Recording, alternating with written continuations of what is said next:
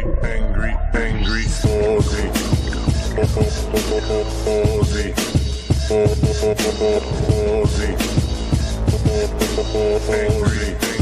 Angry Aussie.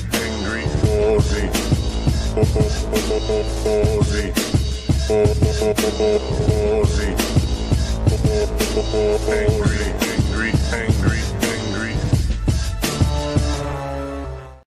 Well, here we are, Friday night. Wait for people who's going to have a party night. But I am going to take the advantage of there not being anyone here yet. If you're watching this back later, hey, there was no one here. I'm going to make a cocktail video. Maybe two, who knows? Okay, first one is, you know what? I need to look up why this is called a Vanessa Polk. Because that is such a strange name. Where are we? DeFords. Let us look up this strange cocktail name. Oh, no, wait, that was the Discord, which is, fine.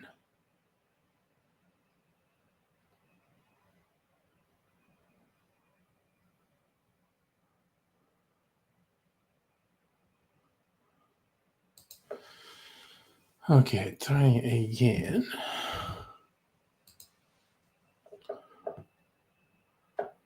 Okay, go figure. Ooh, that's a new cocktail. But I want to know, why is this called Vanessa Polk? Cherry spirit forward, dangerously quaffable.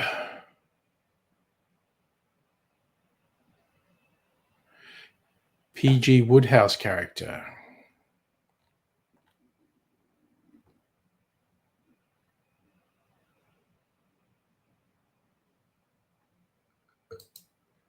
Hey, Dontron, hello there.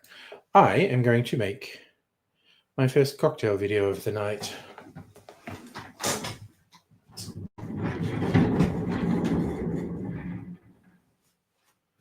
Okay. Let's get all these little bits ready. Got our horse's name is Trigger, of course. I want to be a cowboy.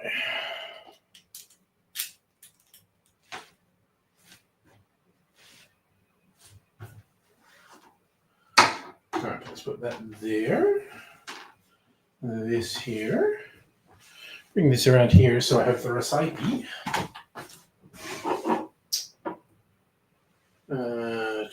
Cherry liqueur, okay. Where's my chocolat bitters? Looking for my chocolate bitters. There's my chocolate bitters, I think. Yes, Bob's. Thank you, Bob, for providing me with some chocolate bitters. Aged rum. You know what? I'm just going to use my favorite sipping rum. And where's my cherry liqueur? In the mysterious cupboard of mystery. Wait. Where's the... Oh, that is it. Second guessing myself. Okay. Let's close up the forbidden cupboard of mystery. Oh, wait, I haven't even opened this. I was thinking of getting another bottle of this because it was on special. And I haven't even opened this one. All right.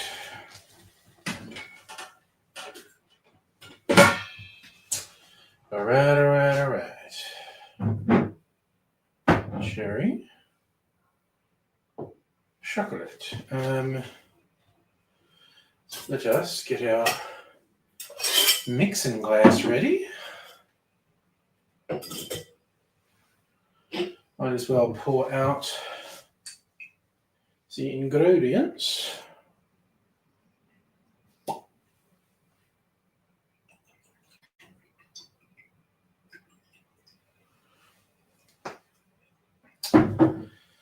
Spilled a few droops. Ow. 3/4 ounce. Okay.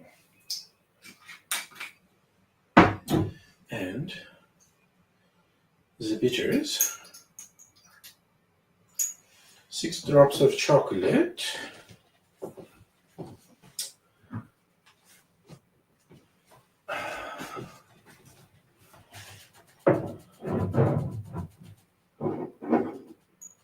Aromatic. All right, all the components are ready. Let's get everything started. He's there. Hey, Celtic, how you doing?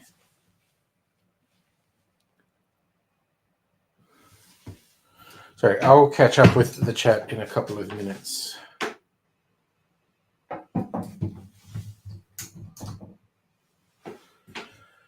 And bring it the camera tripod. Alright, off camera here are my rubber chickens. Just going to try and stop them. Oh shit, this is accident waiting to happen.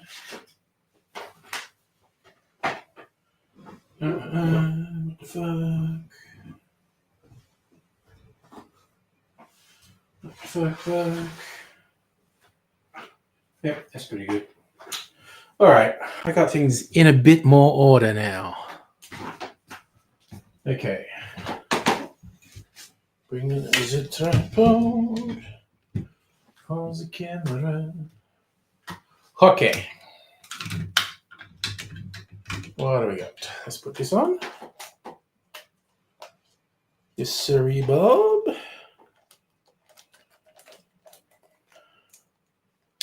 Hope you're all, whoever's in chat, are you amusing yourself there? That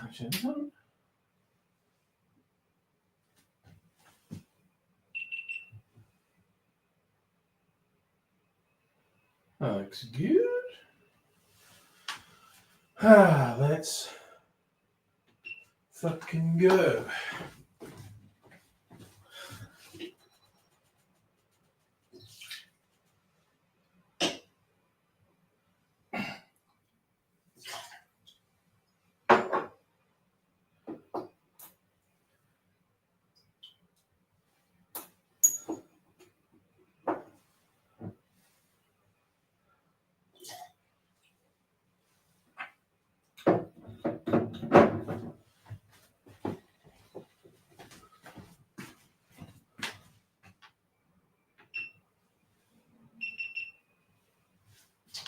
All right, this ice is ready.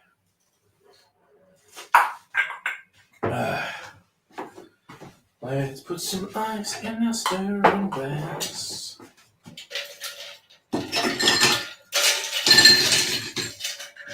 I'm gonna get more ice as the night progresses. We shall see. We shall see how I go. Alright, ready to go.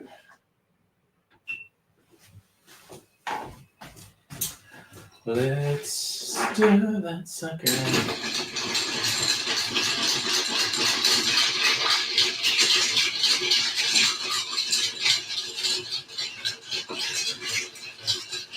Just stir for a good 25 seconds.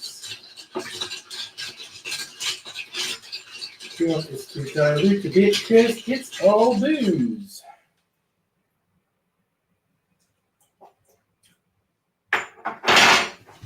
That's tasting pretty good. Oh shit, I should definitely do some cherries on this. Shit. Didn't think of that. Where's my cherry jar? Fuck, okay, just caught in disaster now. Okay. How's that? That's good. Making my life difficult.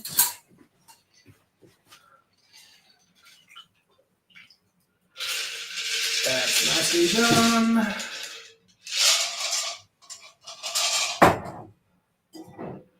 Let's spear a cherry. Stab. Come on. Oh, they fucking roll away when I stab at them. Ha! I got 2. Well, as I always say, when the cherry gods say, take 2 cherries, I listen.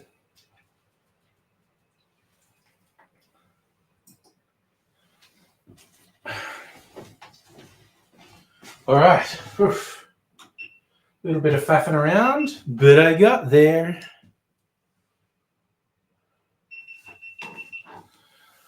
All right. Now,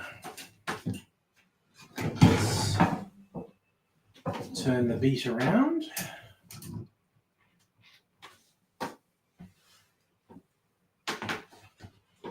Turns the audio recorder on.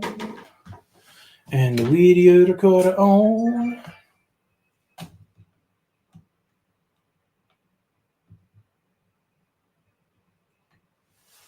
Okay.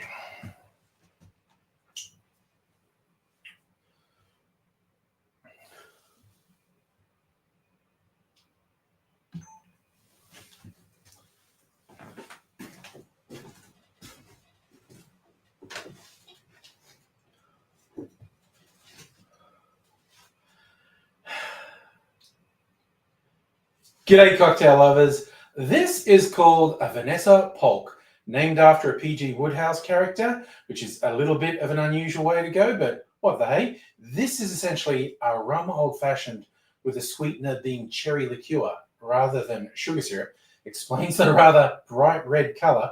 Also has some chocolate bitters in there, so I'm hoping for some nice cherry chocolate desserty type flavours in that. Let's give it a taste.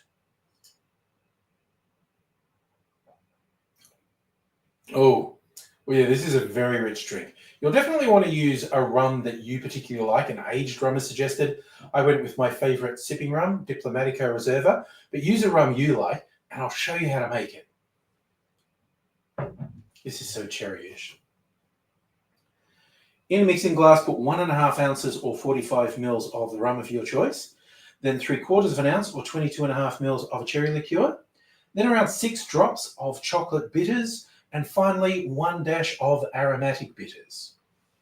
Add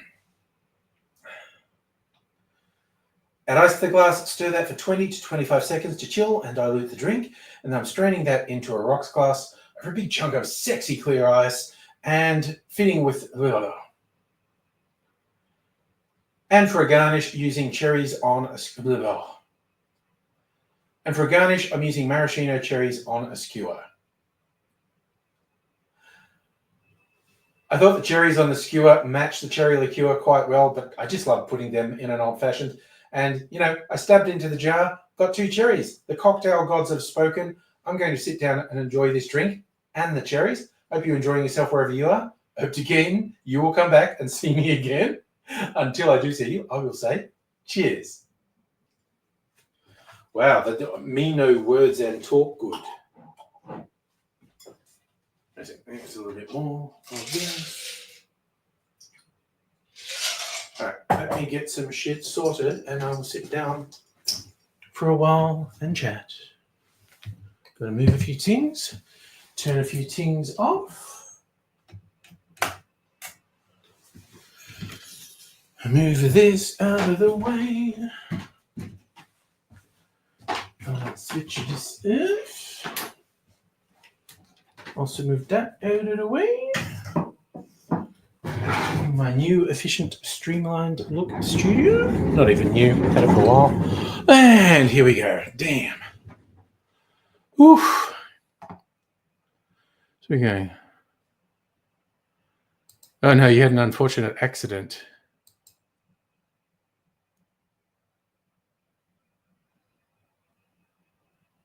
What do you... I think I missed something. Medical forceps? Slightly out of reach? No friction? I am intrigued and confused, Dontron. Also wanted to go back to what you had before. Movie Ship of the Damned. No, I did not see that. Shipload of Jewish refugees who fled Nazi Germany. Oh, yeah, that kept getting turned away from country after country. Not humanity's brightest moment. Germans were writing and threatening the State Department. Yeah. Yeah. Yeah, it's awful. Trump loves the totalitarian playbook, that's for sure. Safa had creamy mushroom pasta. Nice. You're intrigued as well, Celtic? Hello, Madam Butterfly. How are you? You know what? I'm going to put a bit of orange peel in my drink, even though I didn't have it in the recipe. I just like orange peel in an old-fashioned. Let's frickin' go. Yeah, that might be a bit much pith again.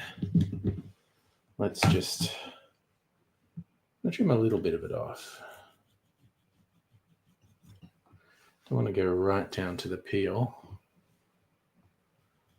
There's just the danger that pith is bitter and will make the drink yucky. And I don't want my drink to be yucky. Let's put that in there.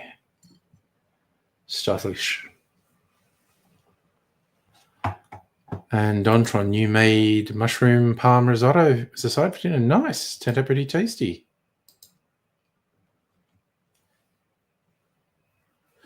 I had mac and cheese. Oh, I guess a slightly fancy mac and cheese with chicken and bacon.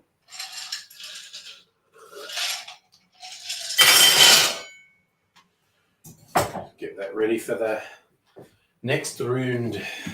All right. Sitting down.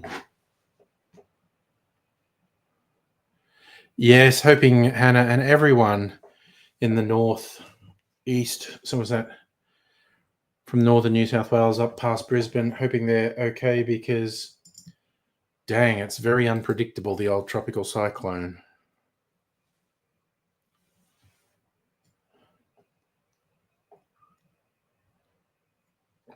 Seems like at the very least there'll be a very big cleanup. And God, having to do something with the beaches, all the sand's getting swept away on the beaches. And of course, the very worst is very, very, very bad. So we don't want the very worst. I don't even know. We could look. What are the latest headlines? I think the most recent was expected to make landfall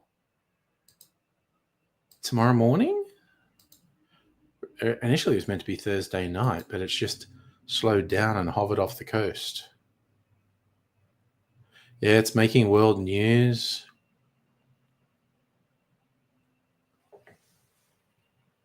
What's ABC saying?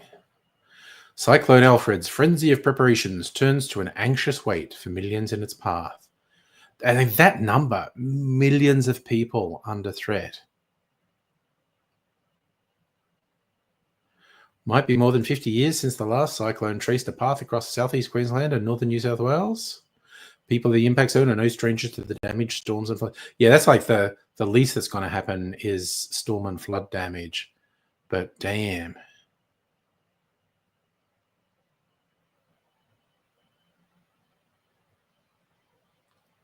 It's just like, there's sandbagging and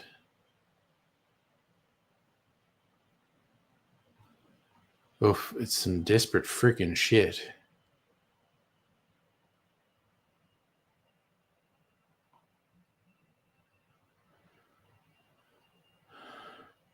Bare supermarket shelves.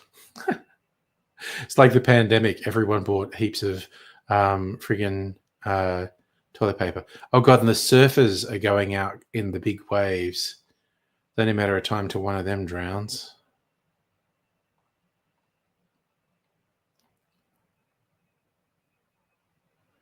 Yeah, all the pictures of empty roads, which are usually really busy.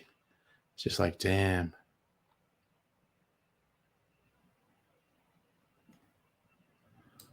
So some pretty intense stuff. Everyone's just waiting now. Thanks, Celtic. This is without a doubt the most flamboyant of my shirts, the most tropical.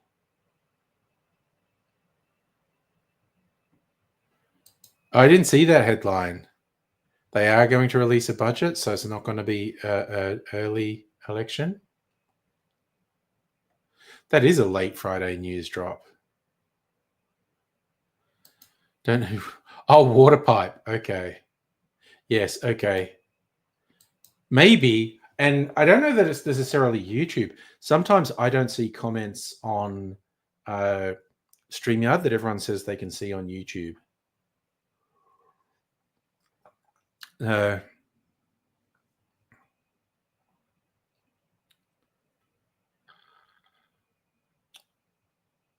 Trying to think. Albanese hates Alfred. Probably.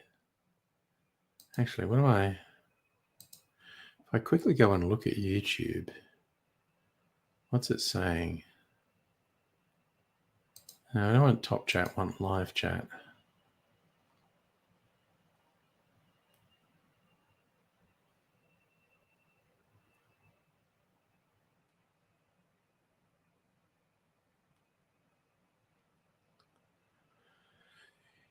Anywho, I don't know if that's going to make any difference at all. That's fine. See, in the US, you get twisters and tornadoes. Here we get cyclones. I'm actually not altogether sure what the classification difference between the two is. I love it. People are already trying to use the Dutton going to a rich fundraiser thing, running away from his threatened electorate, comparing it to Morrison's bullshit with going to Hawaii in the middle of just incredibly severe bushfires.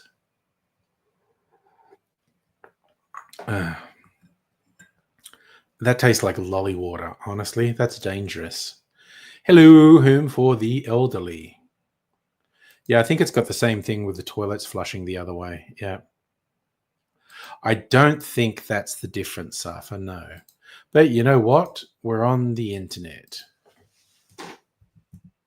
Difference between... Oh, look. Oh, cyclone and hurricane. So they have hurricanes in the US.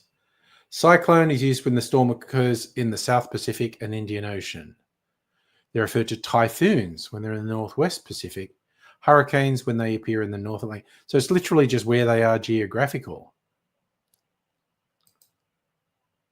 Okay, what about tornado?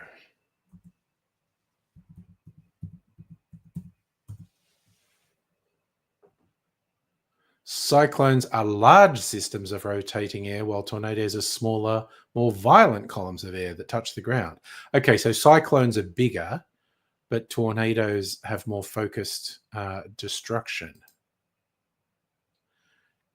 Cyclones can last for several days, travel long distances, tend to be more predictable than tornadoes. So there you go. There are a few differences. What am I going to do on Monday? Stay out of the fucking heat, I imagine. Feel like a whiskey cocktail looking through the vids. Ooh. Whiskey cocktails are always good. What I'm going to make... Okay, I've got several lined up to make videos of tonight. So I just made a rum one, Vanessa Polk. Dunhill Special, that's a gin one, which I think I will make next because that's another stirred one. Then we get into the shaky ones. Variation, ply and pin, variation of a whiskey sour. So 2 different whiskies, falernum, cranberry juice, lime juice, Peychaud's bitters, and a couple Ceylon drops.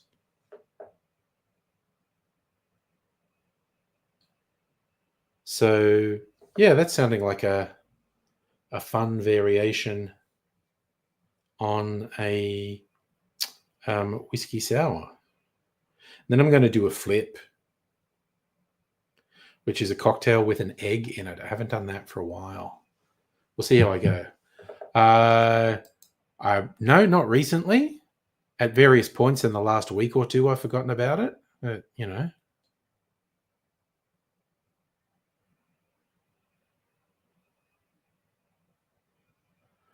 So in your teens, you actually went down to the beach, Fort Lauderdale, before the tornadoes, yeah? Crazy thing, walked out the edge of the water, just the sheer force of the waves hitting sends you backwards several feet.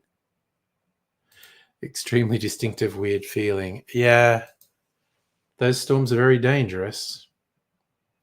I made the sand feel like a non-Newtonian fluid. From a certain perspective, it is. It is not date night, so all things being equal, I'll be doing a stream tomorrow. Yes, I get your intention, definitely.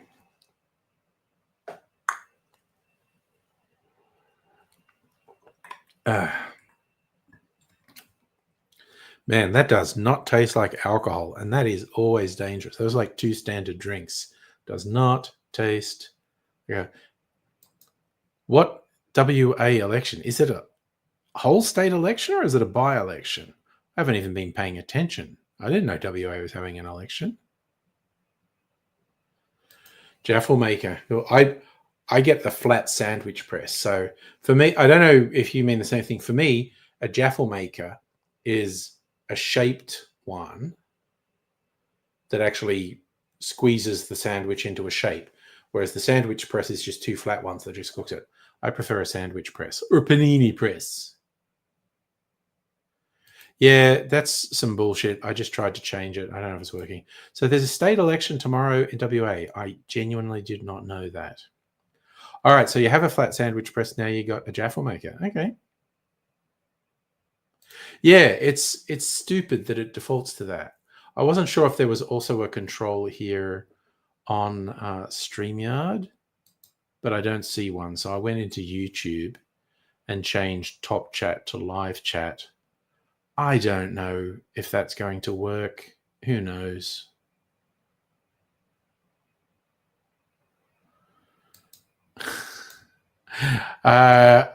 She probably doesn't. She's been avoiding the news because the news is so shit.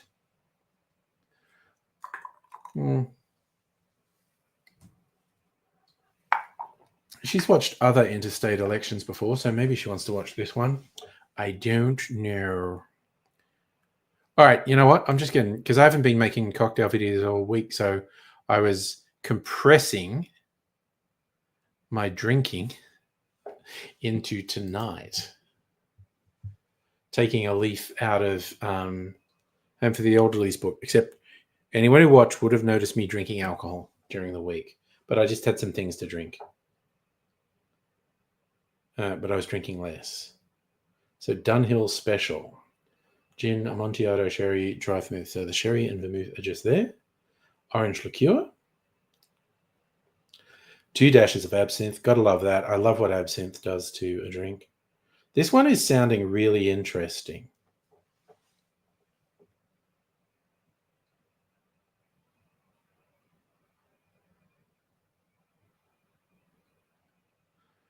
What? I opened the package yesterday. Right, okay. I'm going to Dunhill Special. I'm doing the stirred ones first. And then I'm going to do the shaken ones. All right, so I've got to put this away. What do we want for this? Share this. So I've got to put this away. There goes the cherry liqueur.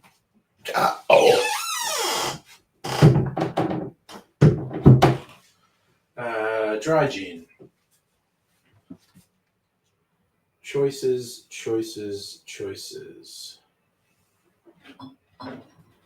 You know what? I should. You know what? I'm gonna use this one actually. Gonna put this one back.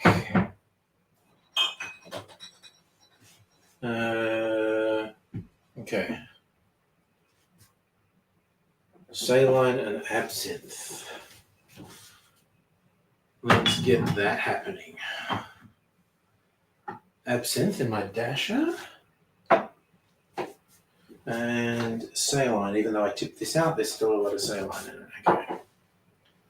Knocked that over the other day, last week. Okay, got the sherry and the vermouth over here. God, there's a lot of ingredients in this one. Once there's more than 3 ingredients in a cocktail or something, you're getting a bit extravagant, aren't you? Alright. Orange regular.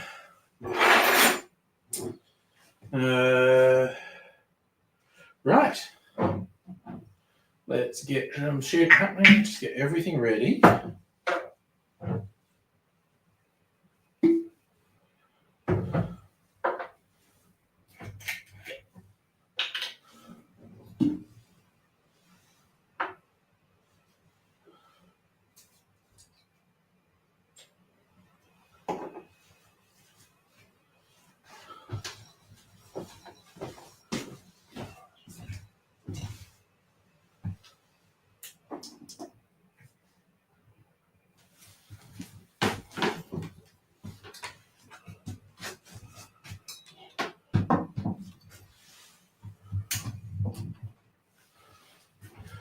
Getting the camera. Let's see what's what. Okay. Okay, turn this on.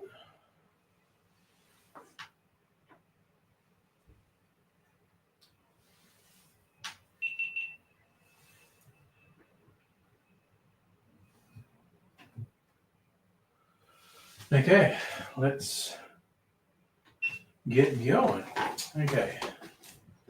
First up, the gin.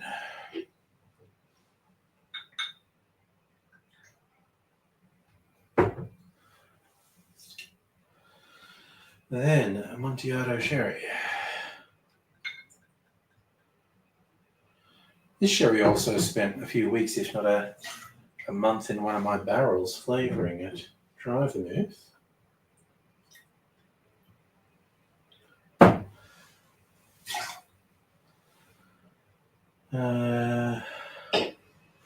Orange liqueur.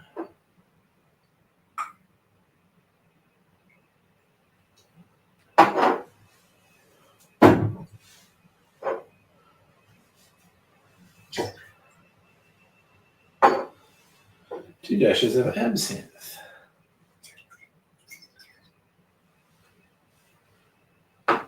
And 3 drops of saline. Okay. It's all the ingredients.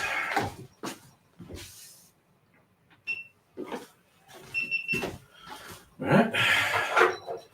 Put some lids on these things in case I knock them over, which I almost never do, but I have done.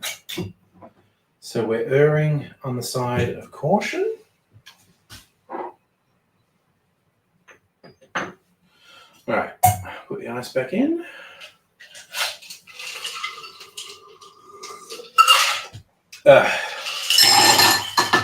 Should have been chilling my glass, but I forgot to. Bit more fresh ice.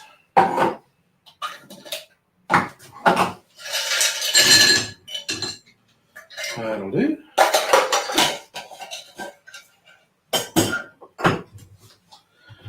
Okay, let's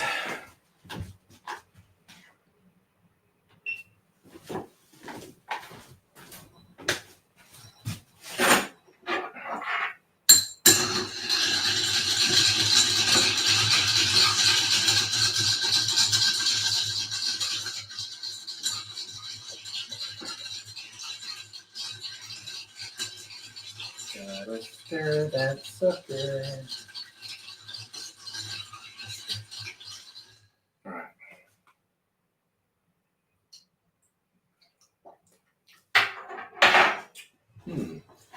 Let's see how these. Maybe this glass. I haven't used this glass for a while. Like to mix up the glassware I use. Okay. Let us do this.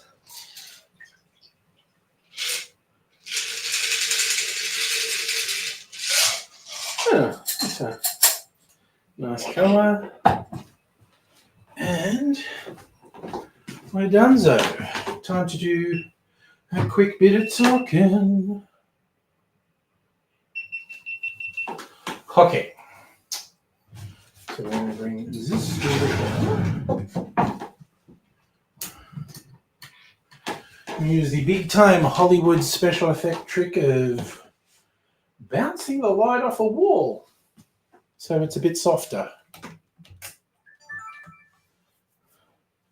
So the hideous ravages of time on my face are not so apparent.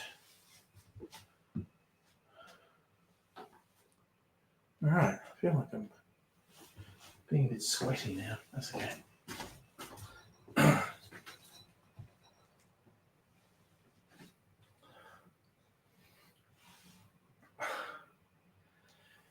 G'day, cocktail lovers. This is a 100-year-old recipe, or at least my take on a 100-year-old recipe for a cocktail called Dunhill's Special.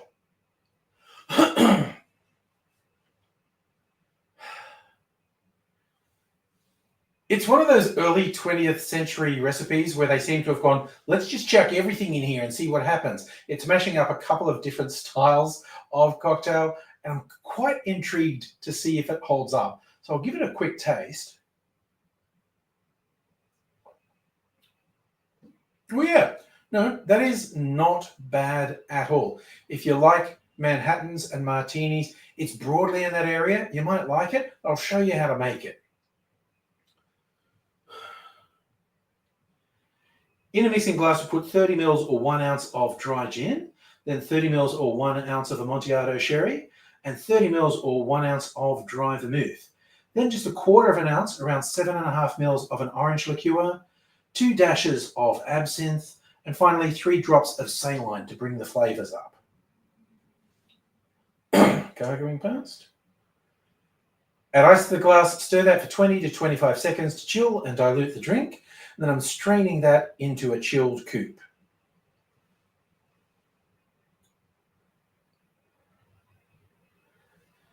It's sweeter than a martini, but drier than a Manhattan. So it's in that very interesting in-between ground. So if you like that style of drink, this is worth experimenting with it. See if you think it's special. The Dunhill Special. Cheers. All right. Now, a little bit more, maybe? A little bit more? Okay, I'll just put all that in there. And I sit down and see what everyone's up to. All right. Switch a few things if. That and that. Oof. That. And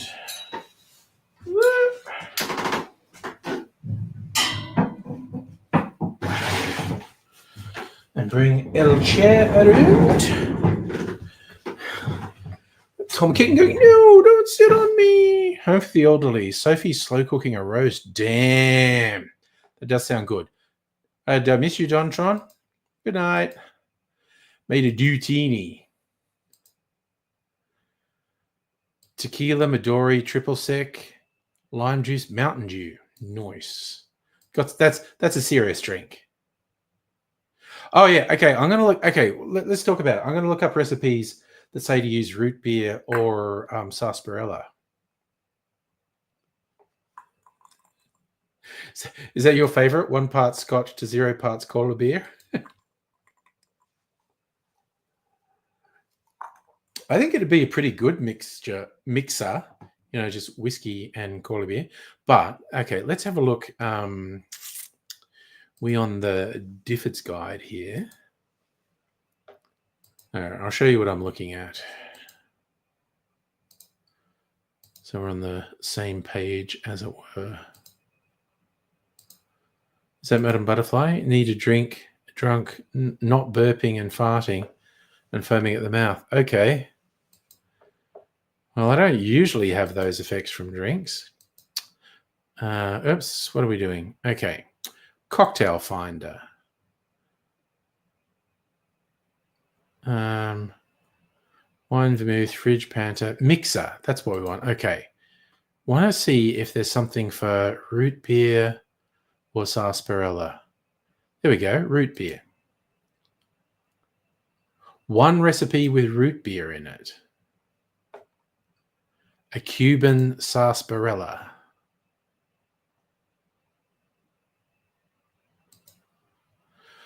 Rum, bittersweet liqueur, lemon juice, chocolate bitters, and root beer. I mean, I think that would work with the cola beer, actually.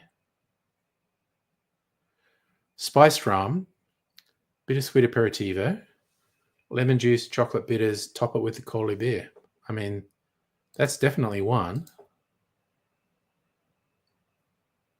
Oh, Portello. Damn. It is where I get about 80 to 90% of my cocktail ideas. Okay, so that was root beer. Let's go sarsaparilla. Do they have sarsaparilla in here? No. Soda. Sorry, they don't have sarsaparilla. Really?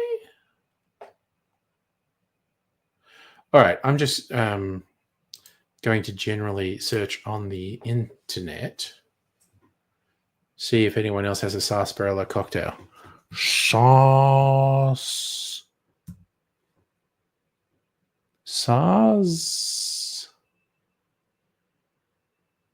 That's not how you sell sarsaparilla, is it? Wow, I do not know how to spell sarsaparilla. Sarsa. Parilla. Wow. Sarsa. I didn't know it was sarsa. Everyone just says sarsaparilla. Sarsaparilla. All right. Sarsaparilla cocktail. I learned something tonight. Okay, what websites have sarsaparilla? I think Cocktail Wave, Curative, Wikipedia, Cocktail Plans, Adult Bar. Okay, 13 sarsaparilla cocktails on adultbar.com, which sounds like a porn site. Let's be honest.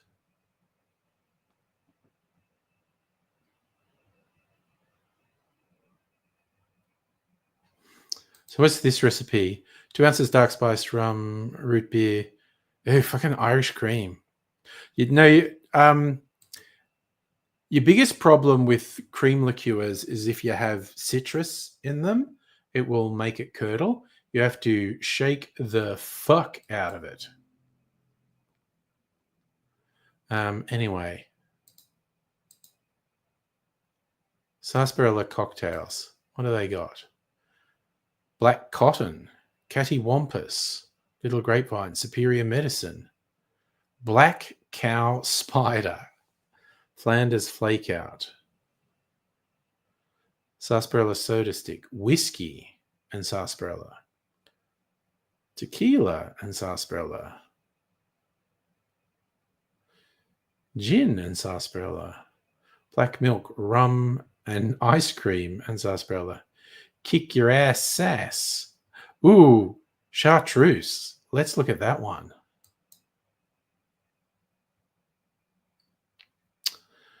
$30 mils chartreuse. So it's just, chartreuse and sarsaparilla on ice.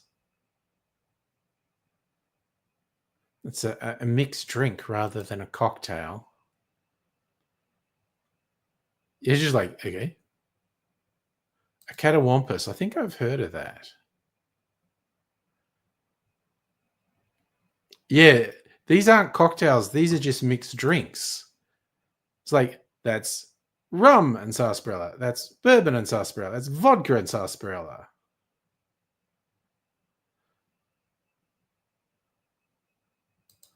Superior medicine.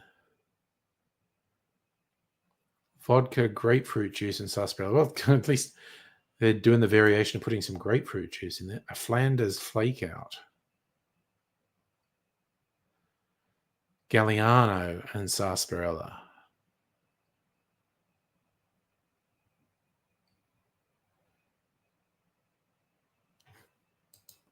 Yeah, these are just, tequila. That's just tequila and sarsaparilla, isn't it?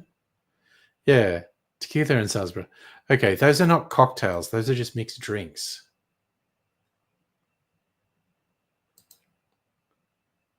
Next to zero. I think I might have found a decent one. You need some stronger drugs. Get rid of the stress. Yeah. Something prescription. Yeah, need to lift the game. I think that one I actually found on Difford's. Like, just substitute the root beer.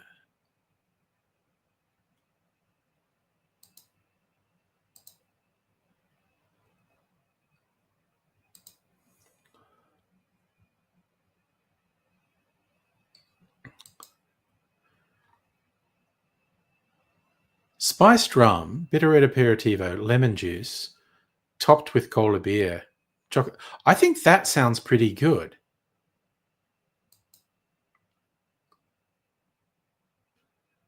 Yeah, well, shaking cocktails can be very therapeutic because it's like you're grabbing someone by the neck and shaking them.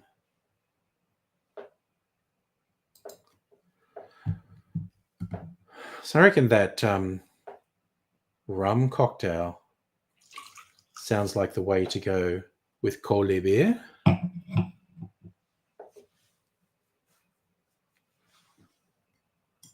So that's at least interesting. Or actually, do they have any interesting... Let's actually just go with cola. Sorry, I'll bring this up again.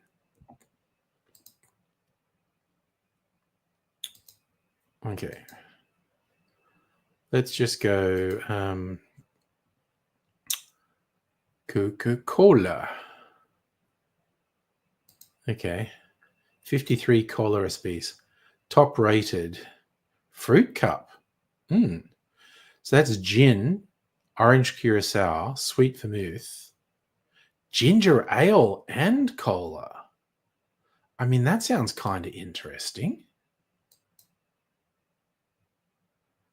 I'm a Pepsi Max guy. So one that's got ginger ale and cola in it. Originally, there's actually a cola nut. That's where the flavor originally comes from. These days, the flavors tend to be caramel flavors in the cola. But originally, there was actually a cola nut.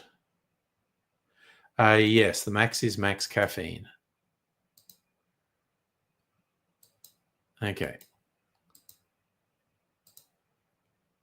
So, yeah, okay, so different fruit cups. A gin fruit cup, a whiskey fruit cup, rum fruit cup, mezcal fruit cup, pisco. So basically they've got all these fruit cups with just a different base spirit in it. Fernet with Coke. Cuba Libre. Yeah, that's just rum, lime juice, and cola. Batanga. Tequila and cola. Rocky Mountain root beer. Vodka Galliano. Ciole. Peated malt whiskey, cherry brandy, Creole bitters. Damn, that's a peated whiskey. What do you think about a peated whiskey with the cola beer? Yeah, but it is actually, it's the highest caffeine cola.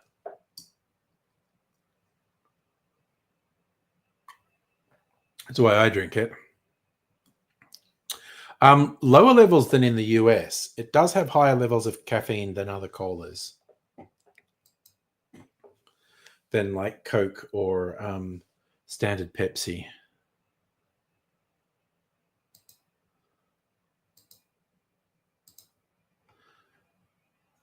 So,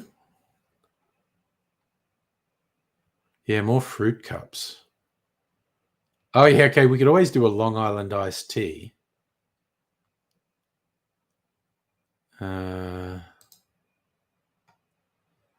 What else is there? Piscola. Godfather Highball. Ooh, that's not a bad idea. Whiskey and amaretto topped with cola.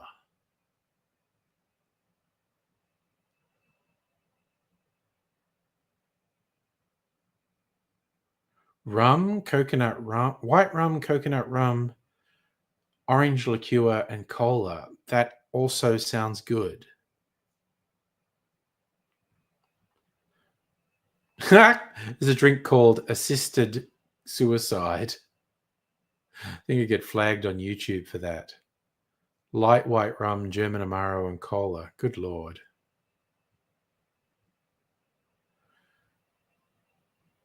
Jack in Black, whiskey and coffee and cola. Bartender's root beer, Galliano, coffee liqueur, lime juice and cola. An attitude adjuster. That's a fun name. Gin, triple sec, lime juice, cola, Grand Marnier, and coffee liqueur. Damn.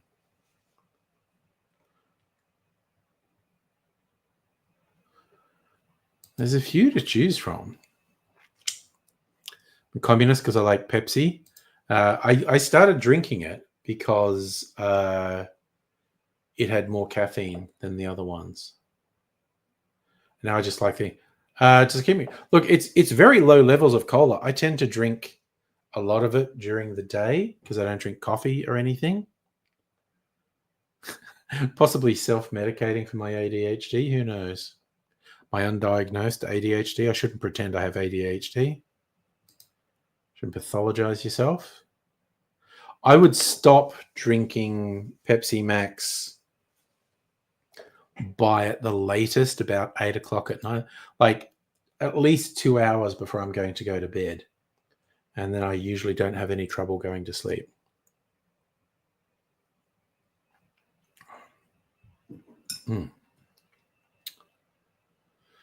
Okay, so I'm thinking one of these rum drinks with the cola, or a fruit cup, or possibly the Godfather highball. So, Death Star is a good name as well. German Amaro, Tennessee whiskey. I don't know. Why vodka? It's ridiculous. Elmo Cola. Elmo from Sesame Street. Rye whiskey and bourbon. But I'm very American. Da-da-da-da.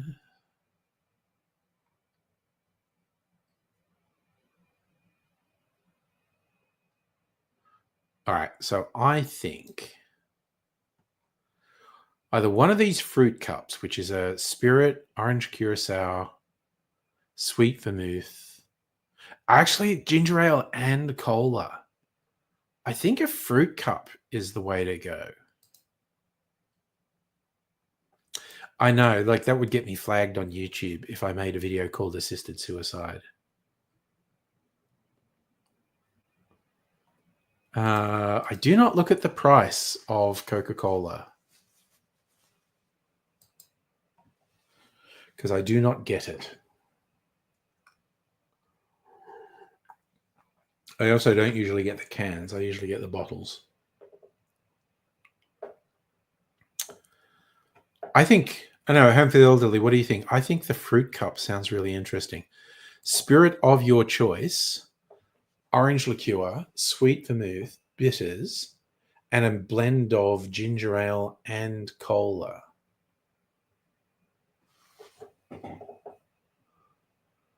It's like if we're going, what are the actual measurements? 25 mils of rum,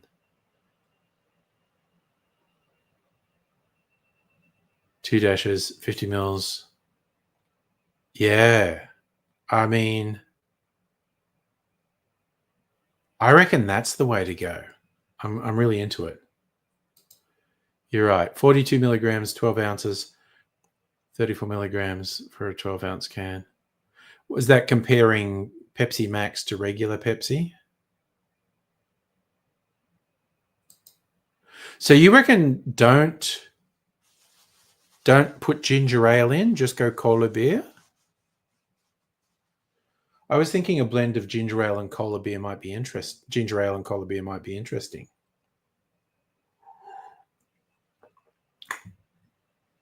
That was Pepsi Max to Diet Coke. So that's about roughly 25% more. Try both. I already had planses. Well, I'm not going to do that tonight. Maybe tomorrow night. That might be tomorrow night. Actually, I could keep going tonight and just here because I wanted to catch up on making videos tonight. Yeah, I might get around to doing it tonight. But I still feel relatively sober. So I'm going to make a couple more videos.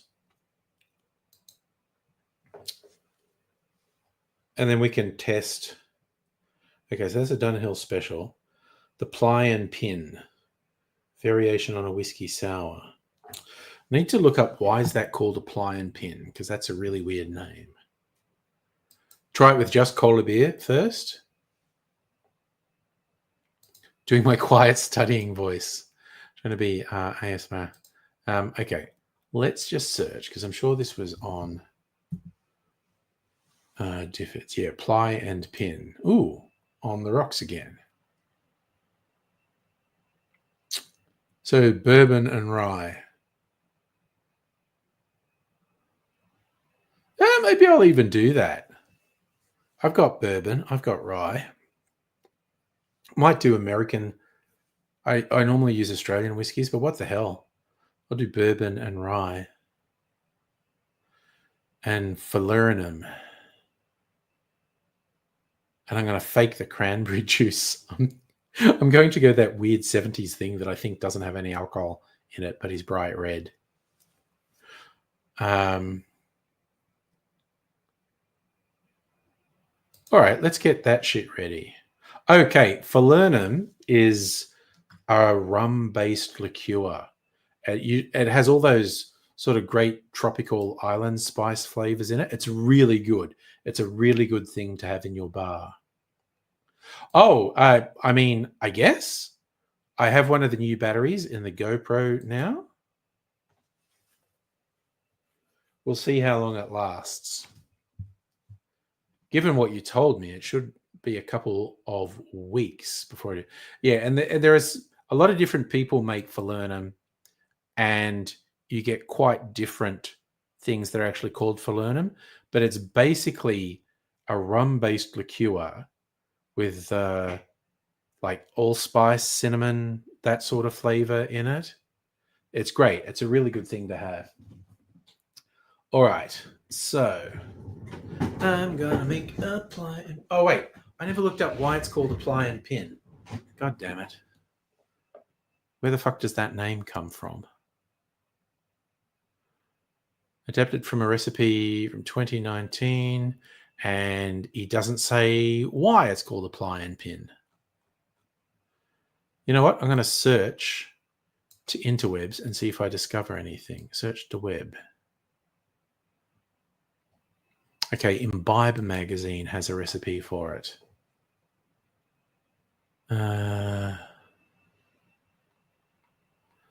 No explanation on Imbibe.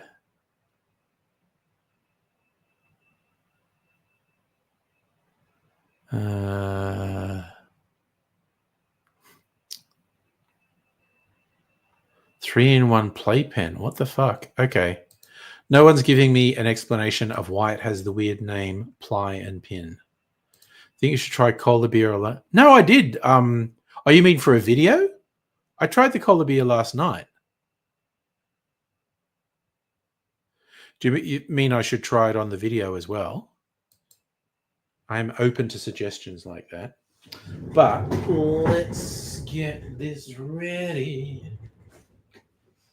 Okay, get the chair out of the way. We put the GoPro. Oh wow, that's having erectile problems with the GoPro. Don't worry, buddy. It happens to everyone. Not me though. Everyone else it does though. All right. Tell you what I want. What I really, really want.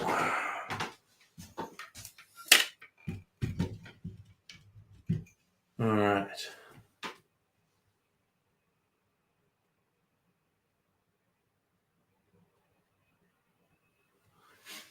Okay. So,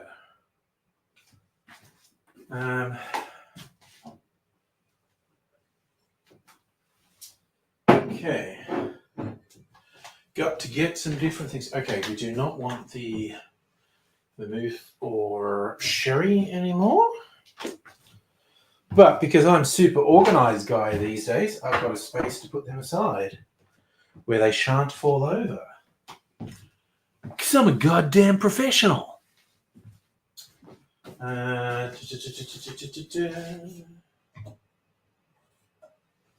Okay. Putting everything back, put the gin back.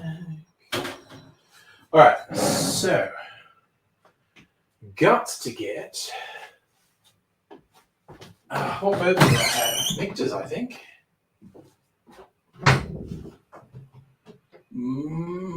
There's some rye whiskey. Okay, I thought I had bourbon. Maybe I'll use an Australian single malt.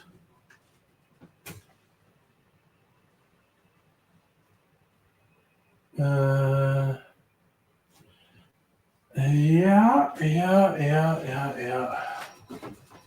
Right, just looking. What's that? Chief Sunway back there. I should use that normal. Wait, what's that one? Nope, that's the friggin' Bakery Hill blend.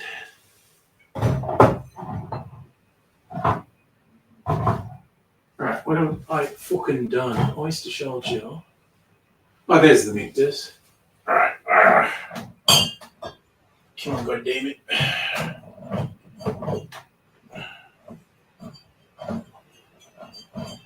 I need someone taller than me working in the bar.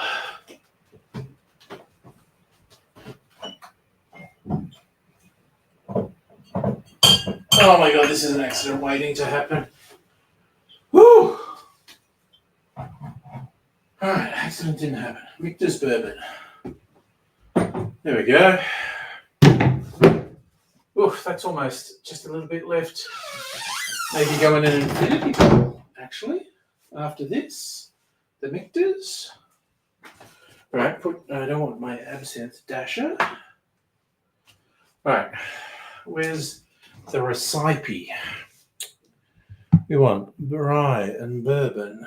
Falernum. Cranberry juice.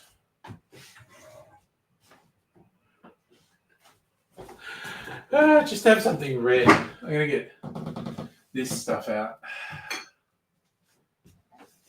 It's actually, it's going to make the drink really sweet. Just pretending this is cranberry juice. Where's my lime juice? Over here. I didn't get the falernum. Where's the falernum? I think we're using Bitter Truth falernum. Allspice ram. I know I've got John D. Taylor's. Okay. Just FYI, Home for the Elderly. This is the Rum Snobs falernum. John D. Taylor Velvet Falernum. I forgot this was the one I had. This is actually the one with the most credibility. So whiskey, rye, falernum, cranberry, lime juice, Peychaud's bitters. All right, I'm going to use the barrel aged Peychaud's again. And get the saline back out. All right.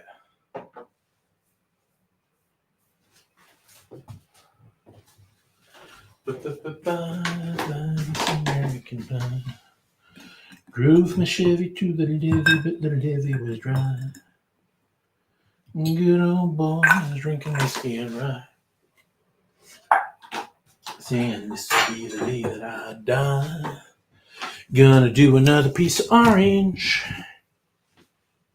peel.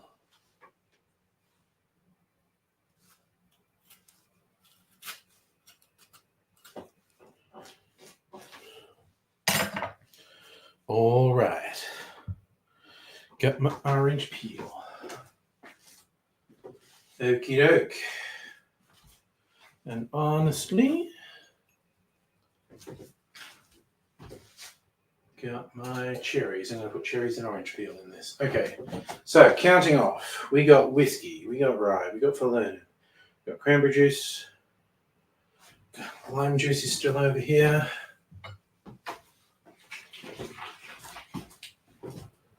Pretty fresh. Peychaud's bitters and saline. Okay, let's take the lids off everything. Get ready to rock and or roll.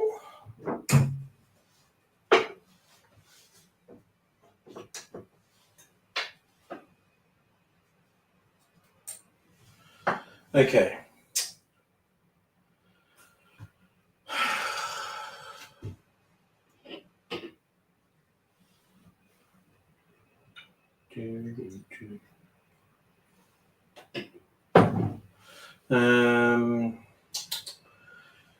Cranberry juice, 22.5 mils, 3/4 of an inch.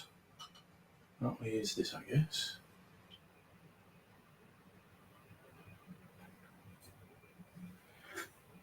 This weird shit from the 1970s. Yeah, okay. We's about done. We're ready, we're ready, we're ready. Are you ready? Because I'm ready. Okay, let's get this going. Turn this on. All right. Let's go. That's not right. Come on, why does it do that sometimes? There we go. Whatever. Okay. The bourbon. The rye whiskey, 15 mils of rye. Stuff those good old boys are drinking. What the fuck is that?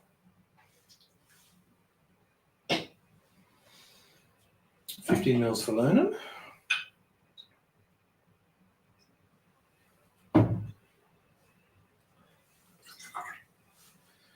Uh, 22.5 mils of cranberry juice.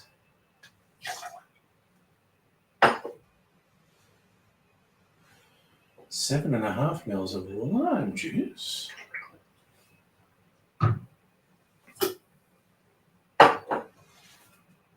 Three dashes of Peychaud's. Making it very red, and 2 drops of saline. Okay. That's all the ingredients. Right. New. Let's do the ice.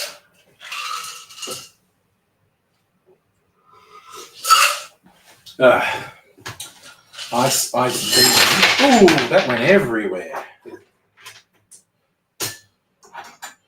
Mostly in the glass, but lots of other places too.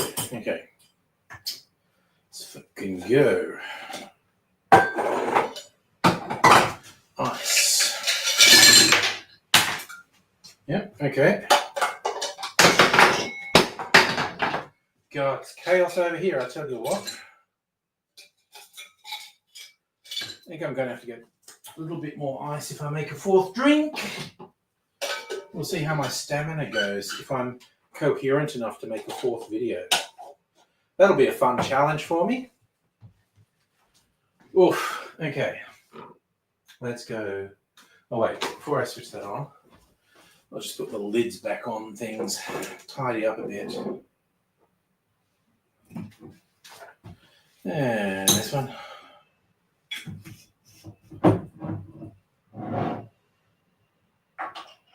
Put that back.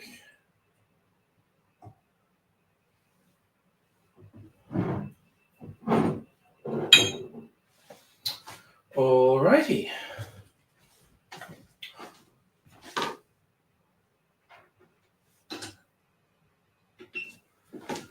Let's stir this sucker.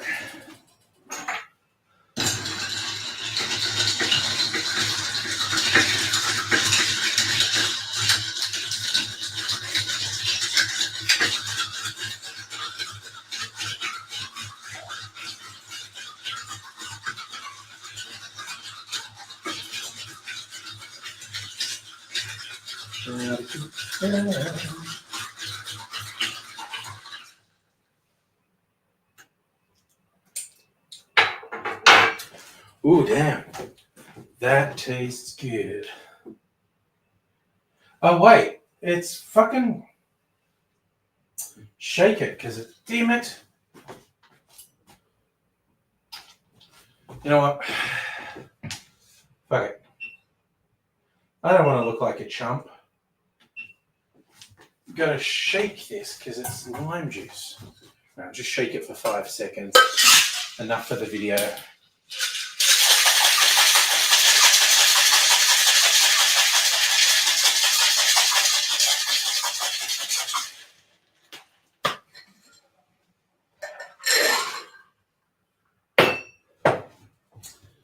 Oof. What an absolute Egypt, honestly.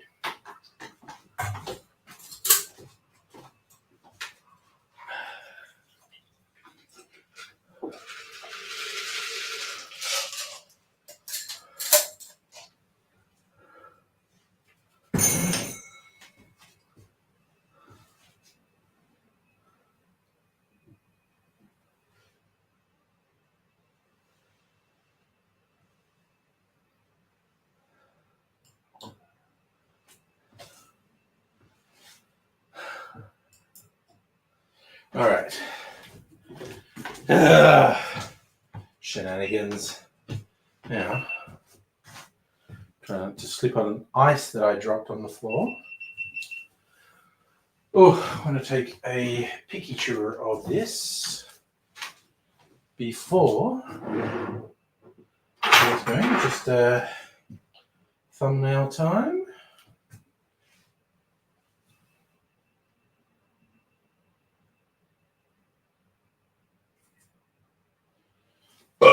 Okay. Oh.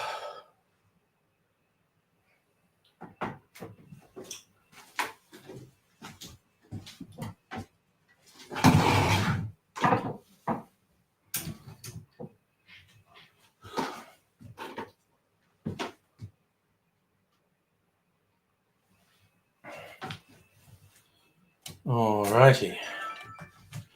This, do that. Okay. Bing, bang, boom. Fucking shitballs.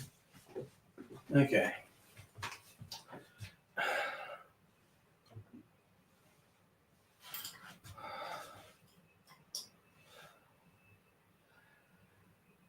G'day, cocktail lovers. This is what I thought was an interesting looking riff on a whiskey sour called Apply and Pin. And I have no idea why. I actually did a little bit of searching. I found the cocktail recipe. I did not find an explanation for the name. So if you know why it would be apply and pin or what that term might mean, let me know.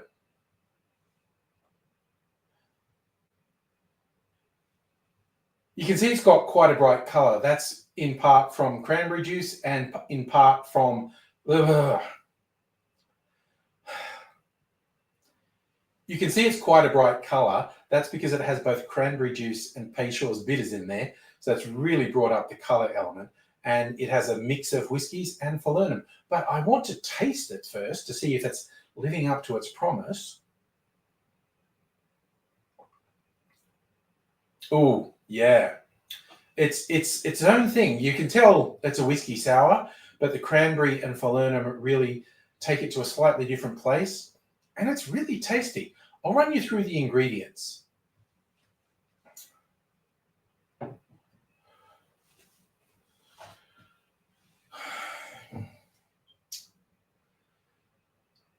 The recipe said to use a split of bourbon and rye whiskey, and I would most often use Australian whiskies in place, but I thought, oh, what the heck, why not? I don't use bourbon that often, so I'm using some Michter's bourbon, and this is an American rye as well from San Francisco. It's a higher proof. That's the other thing that's recommended. At least 100 proof, 50% ABV rye is recommended for this, and so that's what I've gone with.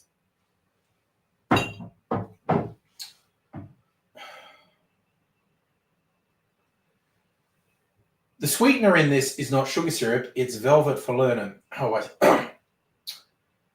The sweetener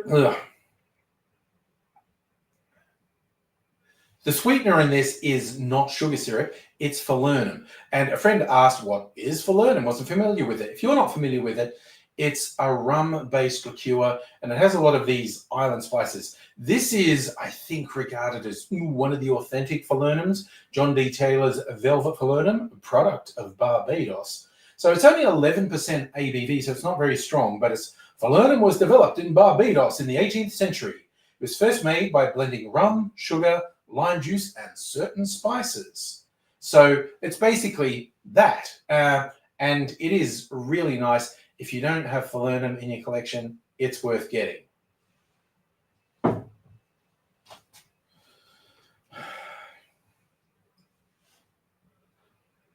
Those are the main ingredients that come together to make the ply and pin, but now I'll show you exactly how to make it. In a shaker, put 1 1/4 ounces, around 37.5 mils of bourbon, then 1/2 ounce or 15 mils of rye whiskey, then 1/2 ounce or 15 mils of falernum, then 3/4 ounce, around 22.5 mils of cranberry juice, and 1/4 ounce or 7.5 mils of lime juice. Then we're doing 3 dashes of Peychaud's bitters, and to bring up some flavors, 2 drops of saline. Add ice to the glass. Add ice to the shaker, shake that good and hard for 10 or 15 seconds to chill and dilute the drink. And I'm straining that into a rocks glass of a big chunk of sexy clear ice. And for garnish, I'm using a twist of orange peel and some maraschino cherries on a skewer.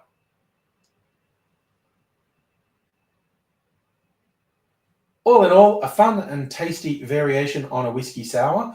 It's a fun color, and they're just a little bit different with the falernum and the cranberry juice. It just takes it a little bit apart and makes it its own thing. So if you like a whiskey sour and you want to play around a bit, I think this one is worth trying, the ply and pin. You should check it out. If you do, let me know. Let me know what you think of it.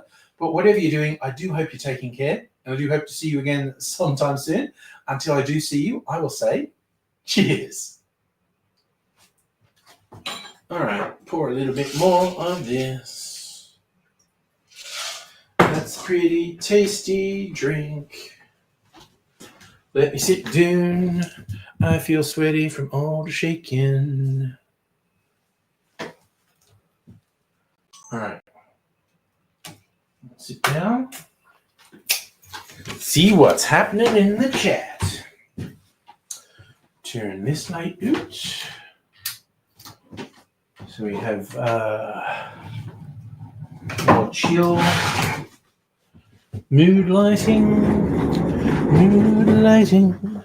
And even all her friends is frightening. Putting more orange peel in there. Okay, what are we doing? Okay. Anyway, so you've been loading random 80s music mixes with the headphones. Fucking gorgeous song comes on today called Edge of Forever by Dream Academy. Yeah, they were big for a while. Swimming away going, where the fuck have I heard it? Sounds so familiar. You Google it. It's from Ferris Bueller's Day Off. Oh, yeah, it's that one when they're at the art gallery. Yes. Speaking of Bueller, meme going around, teachers going, anyone? Talking about tariffs as a fact. Oh, yeah. Voodoo economics. Yes.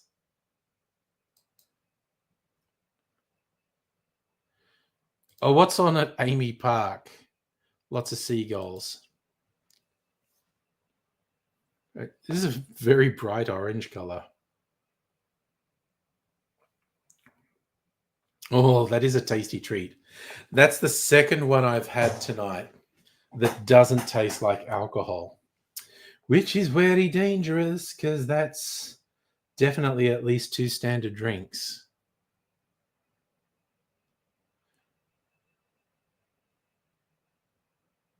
Yeah, what was that comedian's name? Ben Stein, who was famous for talking in a monotone. Do I dislike seagulls? I dislike how they fucking give you a hard time on the beach if you got fish and chips, quite honestly.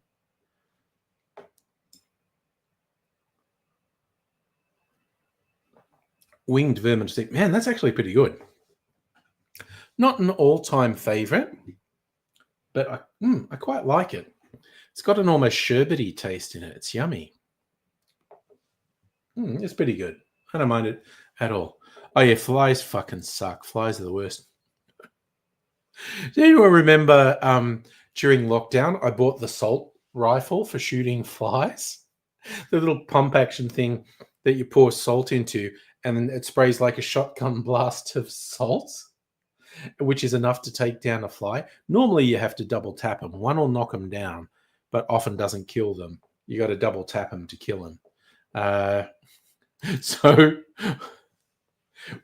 we don't actually get many flies in the house. I really quite enjoy hunting them down when we do. Anyway, during like working from home, and I'm talking to one of my team members, chatting away, and this fly just lands on the window right in front of my face. And I went, "You cheeky bastard!" And I was sitting on, and I had this assault rifle right next to me. I just gotta go shh, shh, and bang, and he's laughing, going, "What the hell are you doing?" And so then I explained it to him that you load this plastic gun up with salt, and you can take down a fly with it. He thought it was his, and then when I told him the name, the Bug A Salt rifle, he thought it was hilarious. He was talking about getting one. But it was fun because I'm just like on a video chat with someone in my team, just like, hang on, crack, and it did come back because the first one only stunned it, and then I did again, shot it again, and it didn't reappear. So I assume the second one killed it.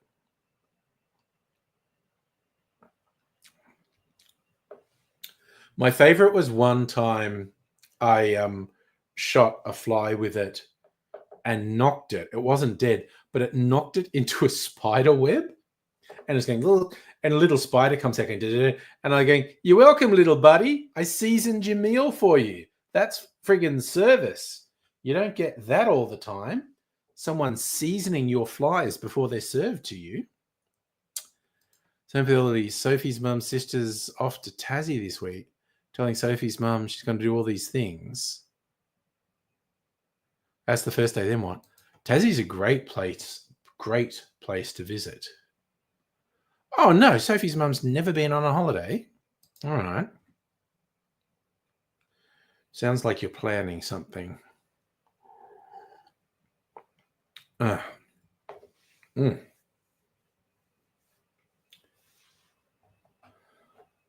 For real, she's never been on a holiday. Damn. Well, what are you going to do about that, Sonny? What are you going to do about it? Soph was like, we should take you somewhere. What's the place you want to go to most? Okay. I'm intrigued where this is going. Where does Soph's mum, who's never been on a holiday, want to go most of all? I think I have to do a pee break.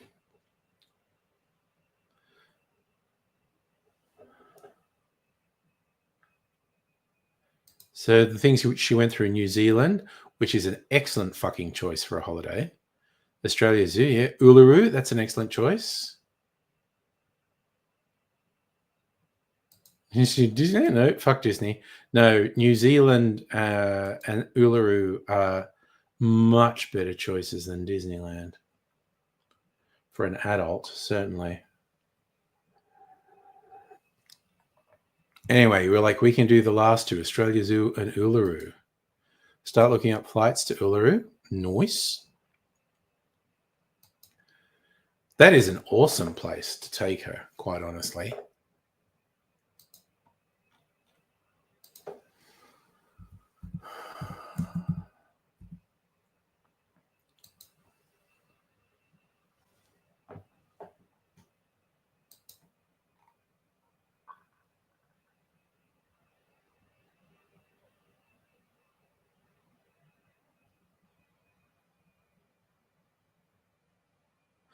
Oh, I should go get my lime sugar syrup for this.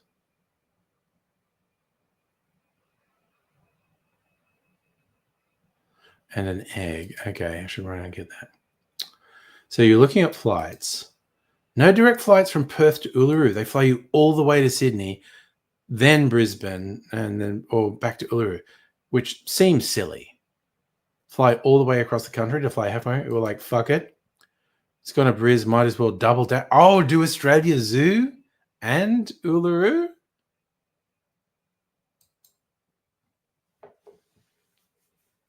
That's pretty wild, though, that they make you fly past Uluru and thousands of kilometers past Uluru and then fly back. Nice. So is that the plan now? Going to fly to Bris, do Australia Zoo, then fly to Uluru.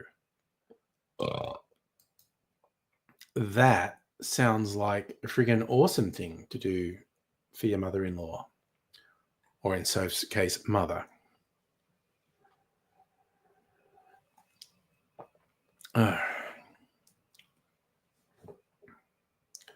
That's September. Nice. That's a good time. That's end of the dry season, isn't it? I'm trying to remember. Winter is dry, isn't it? And summer's wet? I get confused.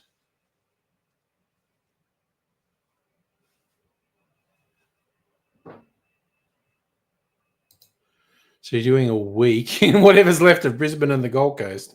I'm sure they will have rebuilt by September. Oh, you did early voting. Good plan. Okay, you know what I have to do? I have to do a fucking pee break. And a coupe. I think I'll do it in a different glass. Go do a pee break. I was thinking I was going to get something. Oh, that's right. I was going to get my lime sugar syrup for this cocktail. You miss out on the democracy snag. I know, you could go to a Bunnings or something on the day.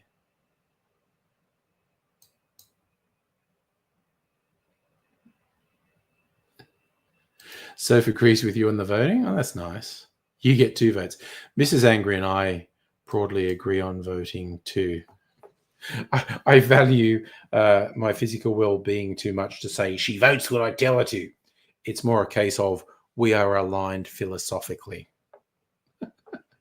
which I'm sure is actually what's happening on your side, Home for the Elderly. Oh, dear.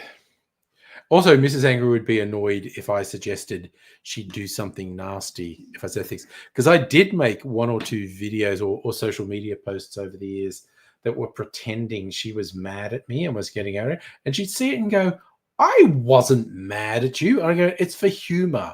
I'm doing it for humor. And she's like, I don't like you kind of suggesting that I'm mean to you. And I'm like, oh, it's just humor. Oh, well, if Soph wants a bit of guidance, that's fine. Okay, so I'm going to do a toilet break and get something out of the fridge. I don't know, do you all need some entertainment like Zombie AIDSy or Tom Kitten? Oh, I haven't uploaded. I kept saying I'd upload a new Tom Kitten video every week, and I haven't for the longest time. Okay. What do you want? Or do you just want some elevator music and have Tom Kitten here keep you company while I'm gone for a couple minutes? I need vote. You want Tom? You want the Tom Kitten stares into your soul video, or just Tom sitting on the chair with some elevator music? So, like, first person who gets in gets to decree what's going to happen. Essentially. Wait, what's the? Oh no garnish. Cool. All right. Just the chair. Okay. I'll put some elevator music on. Media assets, logos, overlays, video clips. backgrounds, videos, music. Ooh, what's rock?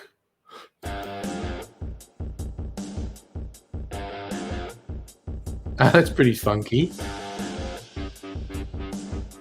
Is this too aggressive? You want chill out? Madam Butterfly, go to Asia or Europe? Oh, wow. Oh, no, that's too much, isn't it?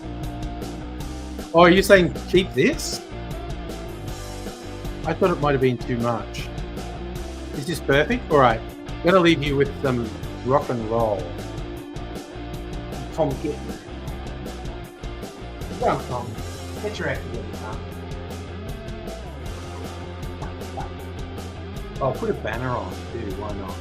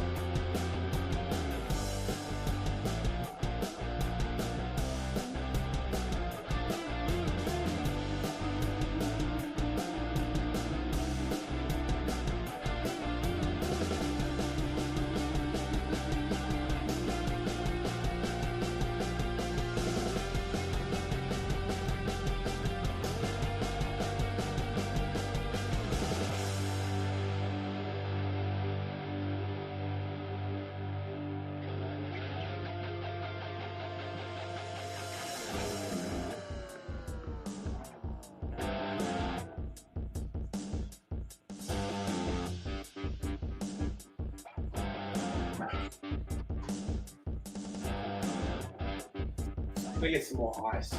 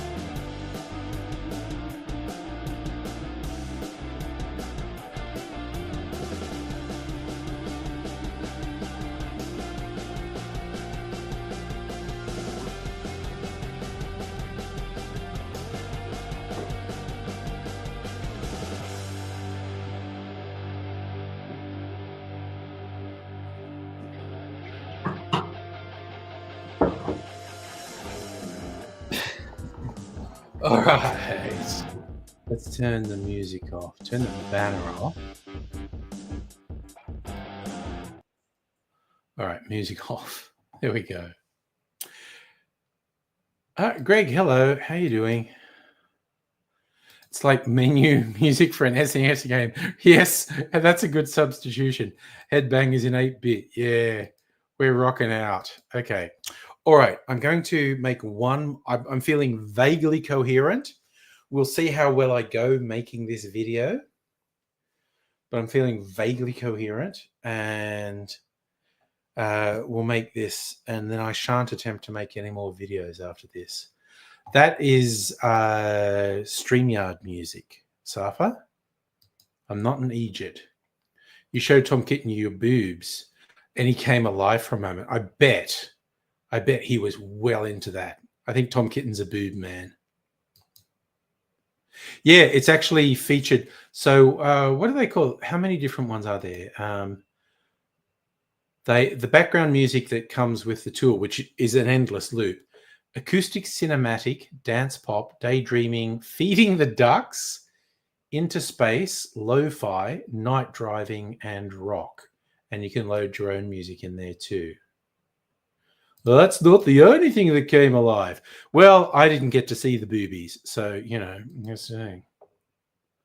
It's part of like I pay for StreamYard. I'm not on the highest subscription, but I am paying because it's extremely convenient. Feeding the ducks. I'll go through them a bit later if you like, so you know what they all are. But okay, I'm going to make, look, I've got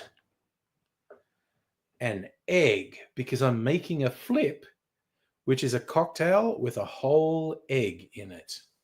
So here we go. All right. So let's get ready. I'm going to put the egg over here. God, I really hope I don't drop it.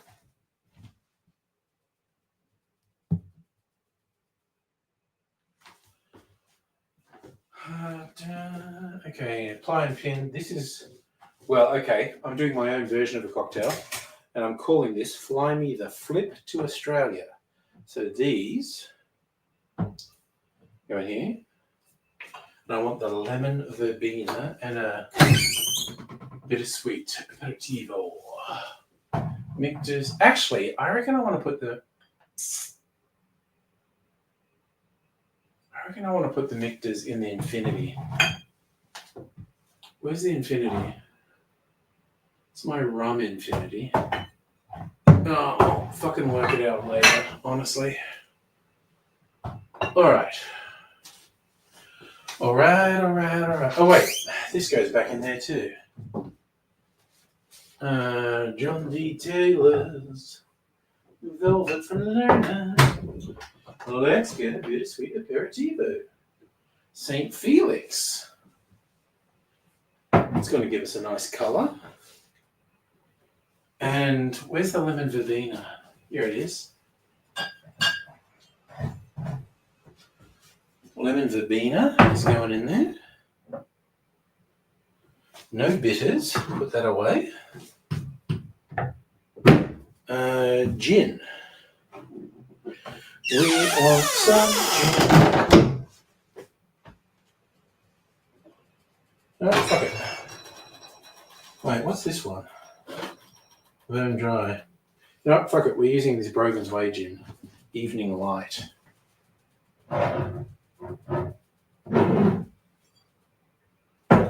that's going out there.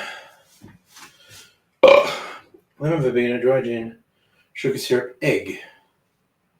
All right, and you know what? This time I'm going to be goddamn professional. I'm going to chill my glass. Going to put some ice in my glass.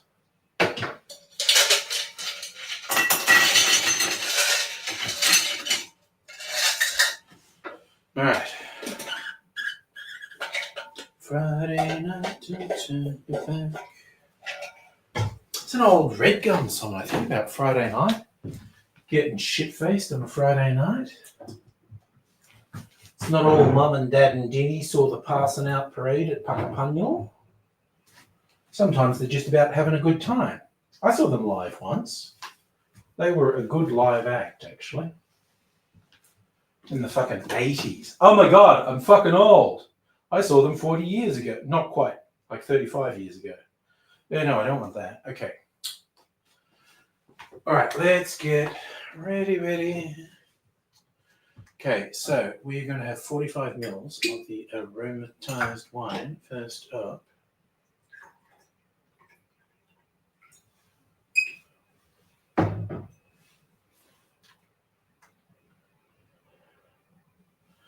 $22.5 mils of gin.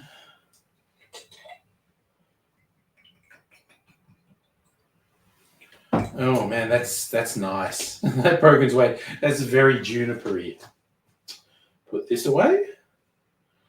Oh, I've got to crack and put an egg in there. What's the chance that's going to be a disaster? Personally, I peg it at 50-50. I reckon I've got a 50-50 chance of doing it with no problem versus a disaster. Let's see how we fucking go. All right, I think I am ready, steady, spaghetti to do Fly Me the Flip to Australia. Oh, wait, no, I'm nowhere near ready. I haven't got these things out. What am I fucking doing? All right. The ring light to light my ring piece. And the video camera ready for when I'm ready. Hello. Do. Okay. Fuck is that about? There we go. What the fuck was that, GoPro? What the fuck were we playing at just then? Okay, let's fucking go. Okay. So, the aromatized wine. Oh, yes. The gin.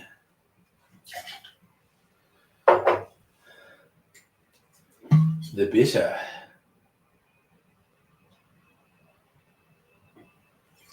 This is going to be interesting. Gives a bit of red colour.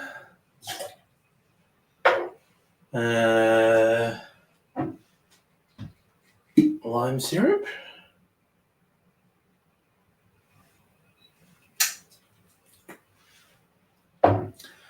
Oh, that's so yummy. Oleosaccharin is such a good thing. 1 egg. Okay. Fucking showtime.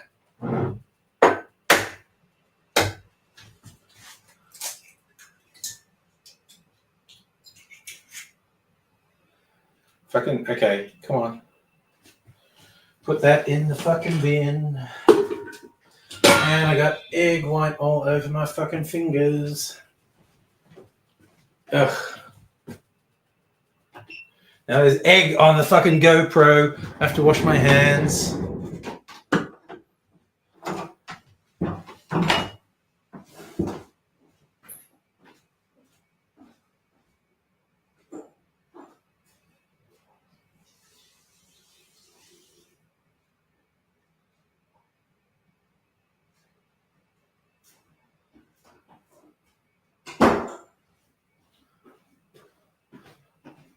Honestly, I was probably being over dramatic. I should have just wiped my hands on my pants.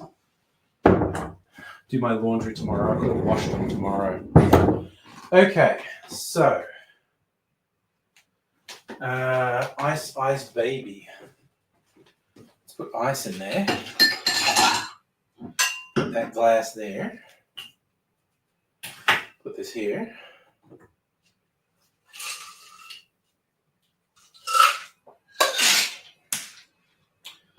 Just make sure of the framing of that.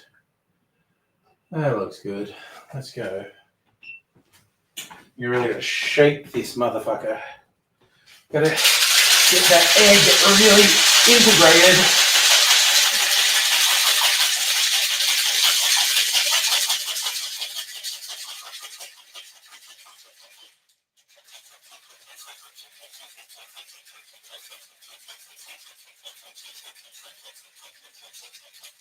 Okay, that's painfully cold to hold now.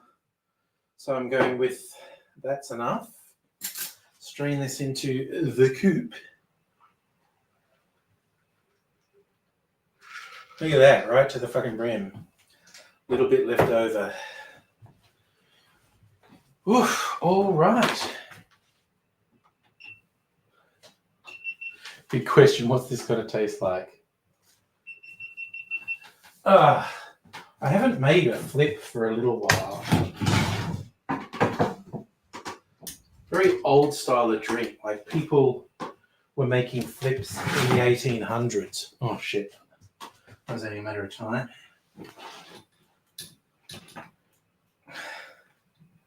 Do we have a count of how many times I've said I'd replace this cord? Oh, that's ready, okay. Let's do this. Fly me to the moon. Oh, okay. Let them know what stuff is like. Ooh, I need to do. I need to take a picture of this. I fucking forgot.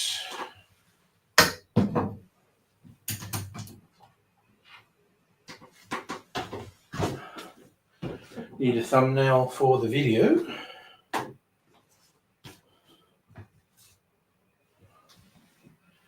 Do.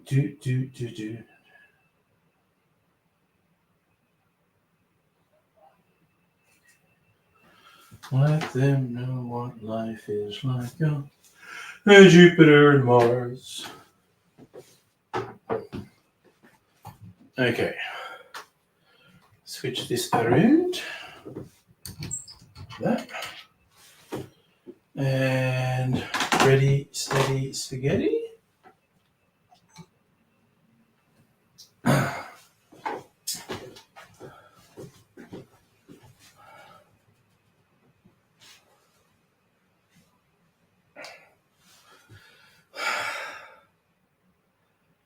G'day, cocktail lovers. This is a cocktail containing a whole fresh egg, otherwise known as a flip. The recipe that inspired me to do this was called Fly Me the Flip to France, and I love silly cocktail names. It was called that. There was a French aromatized wine was a central element, and I thought, I'm going to use Australian content, and so this is actually Fly Me the Flip to Australia.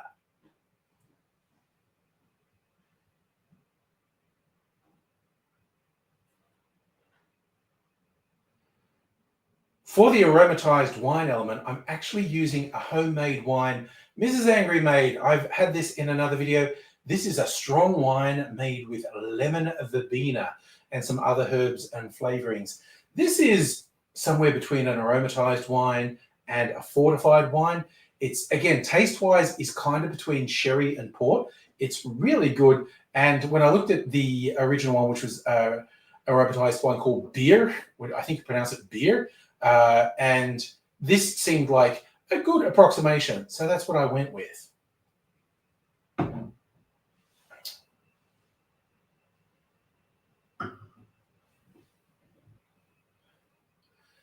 It also calls for a gin and a bittersweet aperitivo. So I'm using a local gin from Brogan's Way. They call this their Evening Light Gin. And this is also a locally made aperitivo. Anyone who knows me knows like Campari is too bitter for me, even in small doses. Aperol's fine as far as I'm concerned. This is kind of on par with Aperol, and I like supporting local, so these are in there.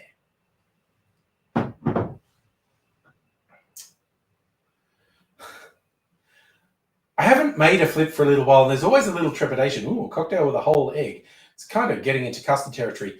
But people who are worried about safety, like really, the alcohol virtually cooks the egg. You're fine. Now, with avian flu here and in other parts of the world, eggs can be hard to find. But you know what? I did it for you. I'm going the extra mile. Whole egg in here. Let me give it a taste.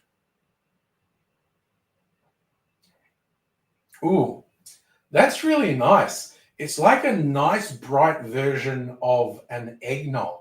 I'll show you how to make it.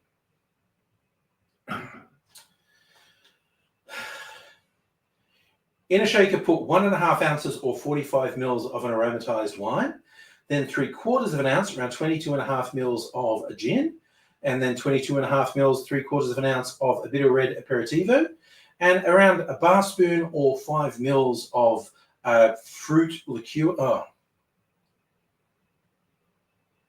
Then a bar spoon or around 5 mils of a fruit flavored sugar syrup.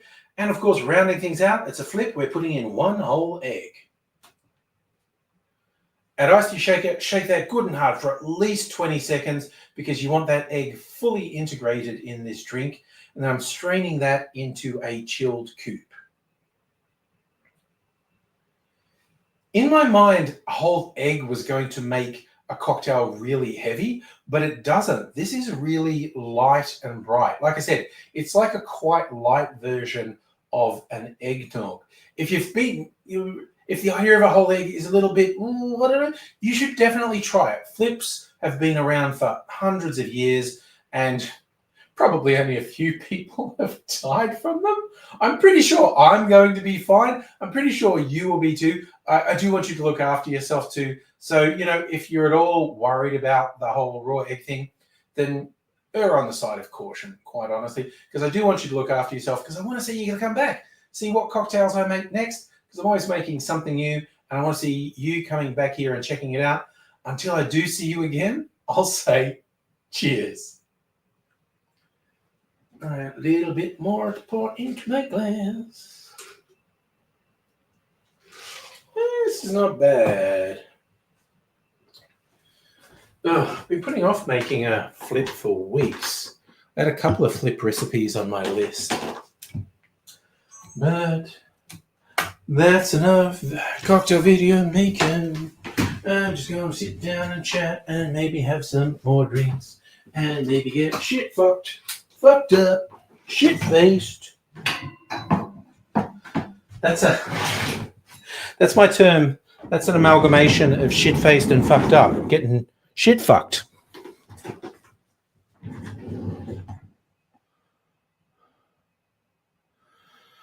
Oh, goddamn. Discord, baby, Discord. What's on Discord? You're lucky you're not at my house. Would have flashed everyone. Yeah, after party, Madam Butterfly. Hey, that's what we're saying. Hey, Redfoot, how are you going? Thank you for just dropping by and saying hello. I really appreciate it. Madam Butterfly taking a brief break. That's okay. Anyway, so a flip cocktail with a whole egg in it.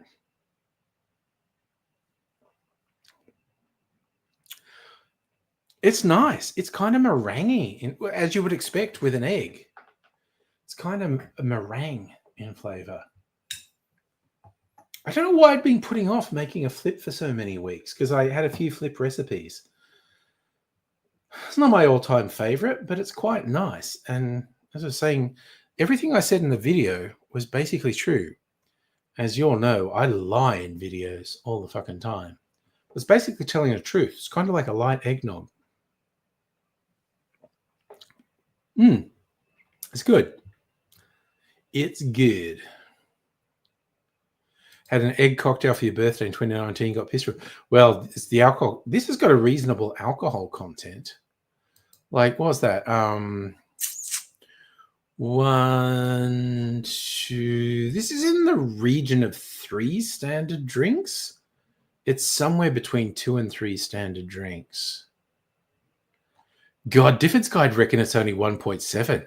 I don't know what the fuck you're serving up, mate. But mine's definitely 2 standard drinks, maybe even 3, because my wine is quite strong. You had it with dinner for your birthday. Yeah, I'm reasonably coherent. I think it's time to space things out with a non-alcoholic drink after this. Yeah, it's a quiet night, but that's cool. We can just chill. You never know what's going to happen from minute to minute, honestly. Yeah, I genuinely like that drink, actually. It's one of those ones that's getting better with each sip I take of it. So I think I'll make a non-alcoholic drink, and then I think Gonna do a cola beer, which is in the fridge. I'll have to go get it from the fridge. Might make a fruit cup with the cola beer.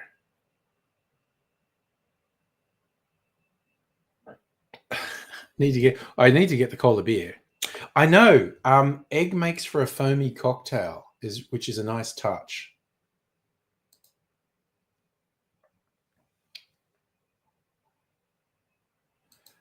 Egg white is a standard thing used to make foamy cocktails. So because this had a whole egg in there, you shake it really hard, you get a nice foamy finish. We'll be flat after tonight. If I start messing around with fucking cola beer cocktails as well.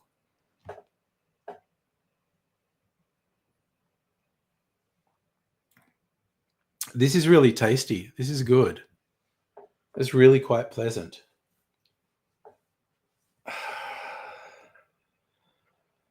Kind of feel like maybe you could add something to it, maybe bitters. It's quite nice though. So I'm enjoying that. I haven't disliked any of the cocktails. I've made 4 cocktails already.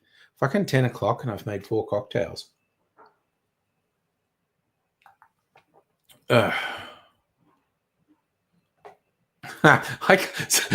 Zafa, I literally got a new pasta bake. I went to the supermarket today. Well, I went to because Pepsi's on good special at Coles, so I got a crate of that, and I was getting the sourdough baguette for me to have my recovery bacon sandwich tomorrow, and yeah, there was this huge fucking pasta bake, like mac and cheese, really marked down. And so I said, fuck it. I get like 3 or 4 meals for $8. And so I bought it. I've had so much pasta this week. So much carbs. After his election victory, President-elect Donald Trump met with President Obama in the Oval Office of the White House. After drinking several glasses of beer, he asked Obama if he could use the personal bathroom. He was astonished to see the president had a solid gold urinal. That afternoon, Trump told Melania about the urinal. Just think, he said, when I move on, I'll get to have a gold urinal. Later, when Melania had lunch with Michelle Obama, she told Michelle how impressed Donnie had been with discovery of a gold urinal in the president's private bathroom. That evening, Barack and Michelle were getting ready for bed. Michelle turned to Barack and said, "Guess who peed in your saxophone?" Although notoriously, Trump actually had a gold toilet in his New York apartment. No, I just go bacon. I don't dislike bacon and egg, but I keep it simple. I used to, with the bacon and egg thing, I used to do cheese and barbecue sauce as well. So it was like a bacon cheeseburger. But now I'm kind of like, oh, let the bacon shine. I don't know. Actually, I definitely recommend this one. Definitely an 8 out of 10. It's nice. Not going on my all-time favorites list, but for weirdly, I'd been putting it off for weeks. It's been on my list for weeks, and I've been putting it off, and it's actually quite good. You like the sausage and egg McMuffins? I haven't had them for ages. I don't mind them though. There's a cafe downstairs from where I work that does nice bacon and egg rolls. I had one this week, actually.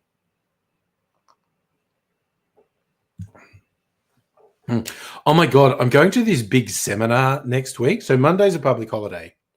Normally I go into the office Monday and Tuesday. So I'll be going into the office on Tuesday, but I'll be going into the city on Wednesday because there's this all-day cybersecurity thing. And it's somewhere really swanky. Like, I think it's catered to fuck. So I think I'm going to have a really decadent day on Wednesday. Well, good. Where are you getting these jokes from, Home for the Elderly? Donald Trump and Barack Obama ended up at the same barber shop. As they sat there, each being worked on by a different barber, not a word was spoken. Barbers were both afraid to start a conversation for fear it would turn nasty. As the barbers finished the shaves in silence, the one who had Trump in his chair reached for the aftershave. but Donald was quick to stop him, jokingly saying, "No thanks, Melania will smell that and think I've been in a brothel." The second barber turned to Barack and said, "How about you, Mr. Obama?" Barack replied, "Go ahead. My wife, Michelle, don't know what the inside of a brothel smells like."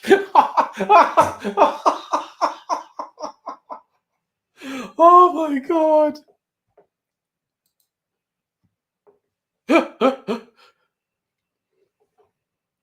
Oh, my God. All right, I think that cocktail's getting to me that I love. Oh, my God, that was actually pretty good. That was definitely an 8 out of 10. I like that.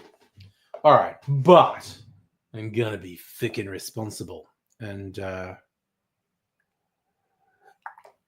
have a non-alcoholic beverage now. Oh, I got a little water to drink there. My ice has been melting over the last 2 hours. And your jokes need a bigger audience home for the elderly. I'm really appreciating that. And of course, with those political jokes, you can just change them depending on what your political persuasions are and who you want to make fun of.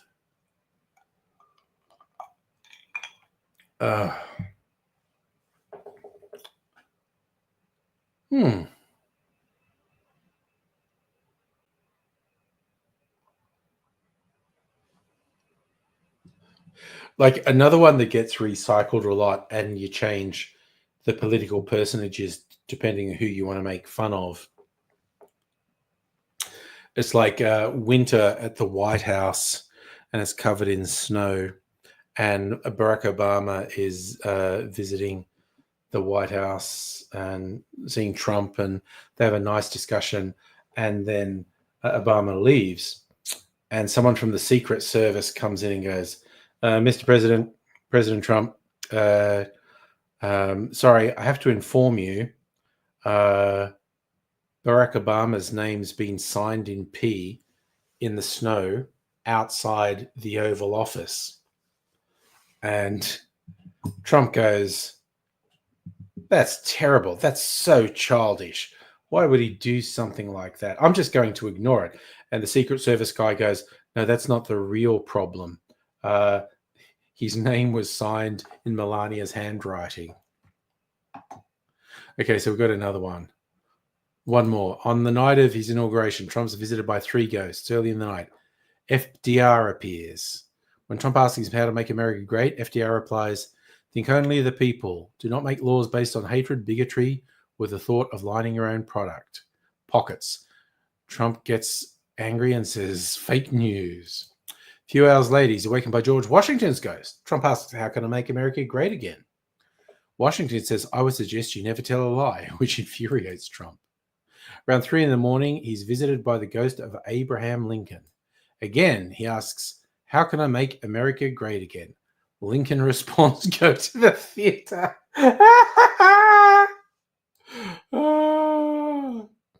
Oh my goodness.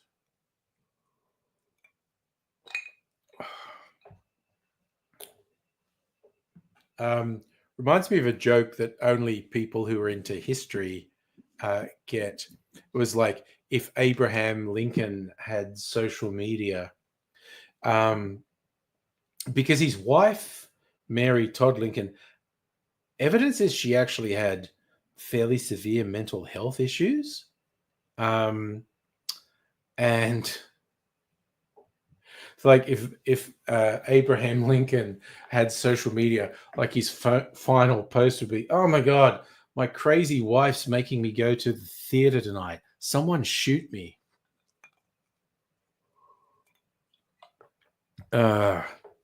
American politics. You got to laugh or you'll cry, essentially. And I like that tonight we're laughing.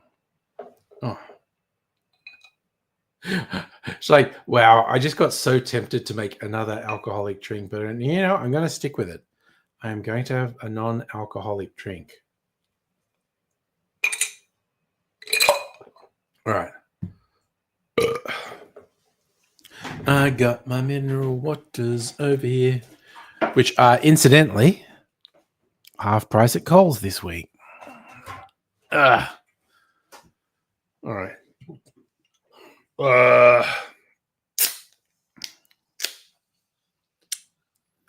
Last time I had pizza was I was going to say yesterday, but it was actually this morning. I made a pizza for dinner last night, and I had the leftovers for breakfast this morning. Pizza for breakfast, yeah, the lemon lime flavor, my favorite. Although I've got all of them out there because it's been on special. Anyway, I'm gonna add some of my clarified non-alcoholic concoction to that. Oh, it was actually a supermarket one, which was on special. Was the Dr. Oetker Quattro Formaggi pizza. 4 cheeses, including a blue cheese, which is really nice. And I added some bacon to the top, and then I sprinkled more shredded 4 cheese. So it was an 8 cheese pizza by the time I was finished. And then dusted it with smoked sweet paprika for a bit of color and flavor on the top. Pretty goddamn good is all I'm going to say.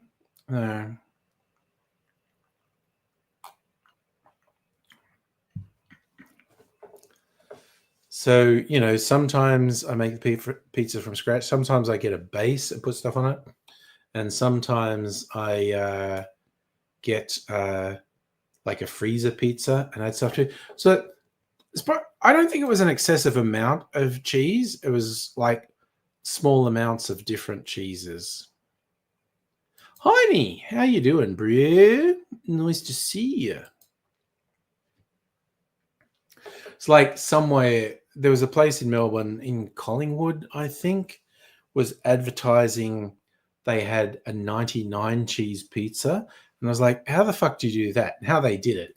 The toppings on the pizza was somewhere between 4 and 8 cheeses. But when they made the dough, like they make a big thing of dough, they put a pinch of 90 odd different sorts of cheeses in the dough.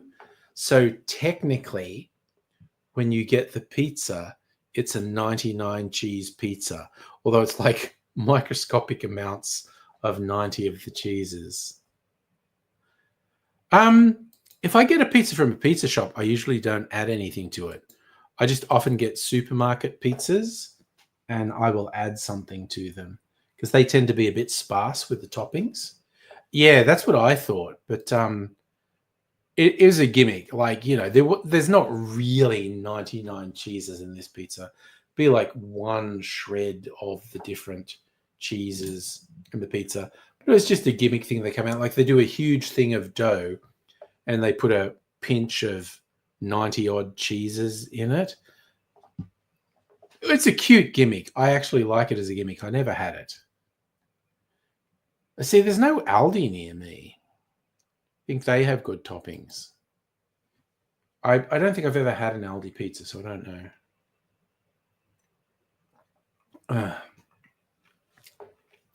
know. Wow. Sorry. That little non-alcoholic concoction I made is very tart. I had a few quite sour, fruity syrups and cordials in it. It's nice. Whereas this one, which I still have a lot of, I just used the last of the other one. This one is actually mostly tea. So that actually tastes a bit like fruity tea. And it's quite nice. You're scared to have an Aldi pre-made pizza.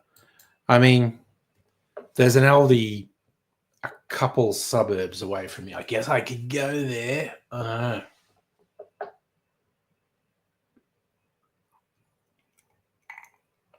I always like going to Aldi just to see what they had down the middle aisle because they always have weird shit down the middle aisle that's come from a warehouse somewhere. And they're flogging it off.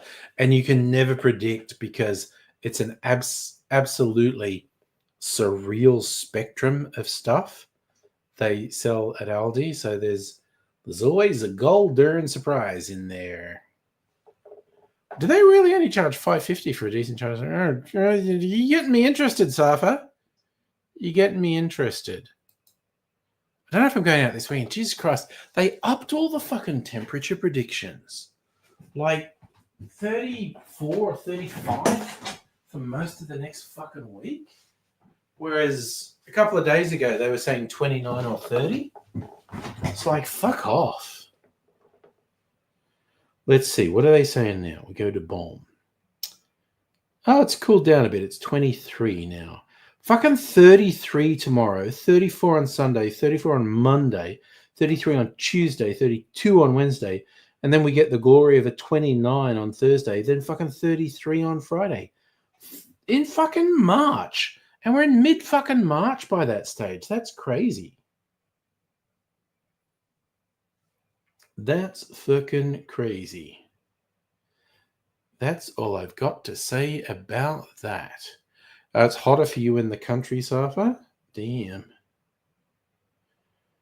Sorry, I just feel compelled to look at something on my...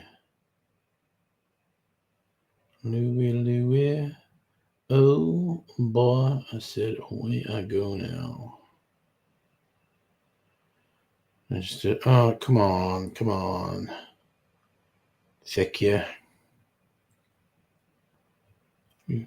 It's like I'm playing a little pachinko game on my phone. My favorite pattern matching puzzle game. Ooh, that was shit. That was a shit little bit of pachinko. And that was worse. God damn it. All right, well, that's all my tokens for pachinko, so we're fucking stuck. All right, I got one more person. I'm trying to get Dr. Abigail to join me in this because she's on this game, and she hasn't yet. Oh, wait, no, I have to fucking look. I did a bunch of stuff. That person's done fuck all. Okay. God damn it, it's supposed to be teamwork. What are you fucking people doing? I don't think I want to do anything more. I'll maybe do some more of this in the morning. All right, fuck that. Here we go. Oh, no Pat so far, but you never know. I've already had a solid week of 40s on 30 days. Well, that's the thing. You had brutal summers for the last 4 years where we've had mild ones. Latoya, hello. How are you this evening or this morning? Because I don't know where you are. We do tend to get people from around this globe in different time zones. For me, 10:14 on a Friday night.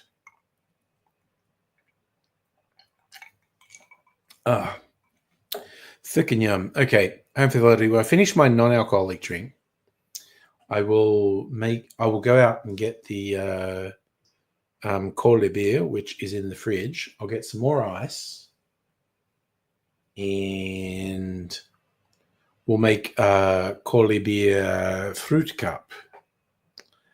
Cyclone's supposed to hit land like tonight, tomorrow morning. Originally, they thought it would be Thursday night, but it's just hanging off the coast. Yeah, no, you had such fucked summers. Whereas we in Melbourne had really mild summers for 4 years, and this year we had a hot one. Oh, I was so worried about that dude, Safa. Because it was early morning for him, and he was drinking 95% alcohol. And I was like, yeah, dude, don't drink anymore. And he drank some more. I was really worried. I think he hasn't joined us tonight because I think he's dead. Again, it was kind of fun to have someone completely random join again.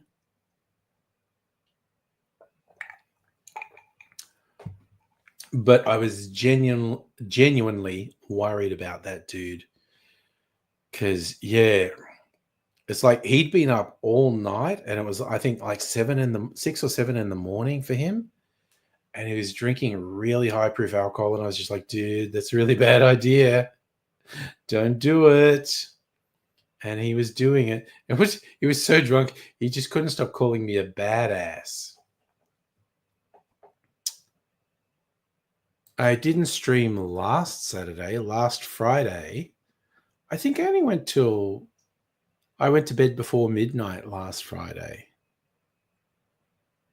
So it's all going to depend on, how engaged we are and what's happening tonight. I'm open-ended. It's still pretty early. Anything could happen.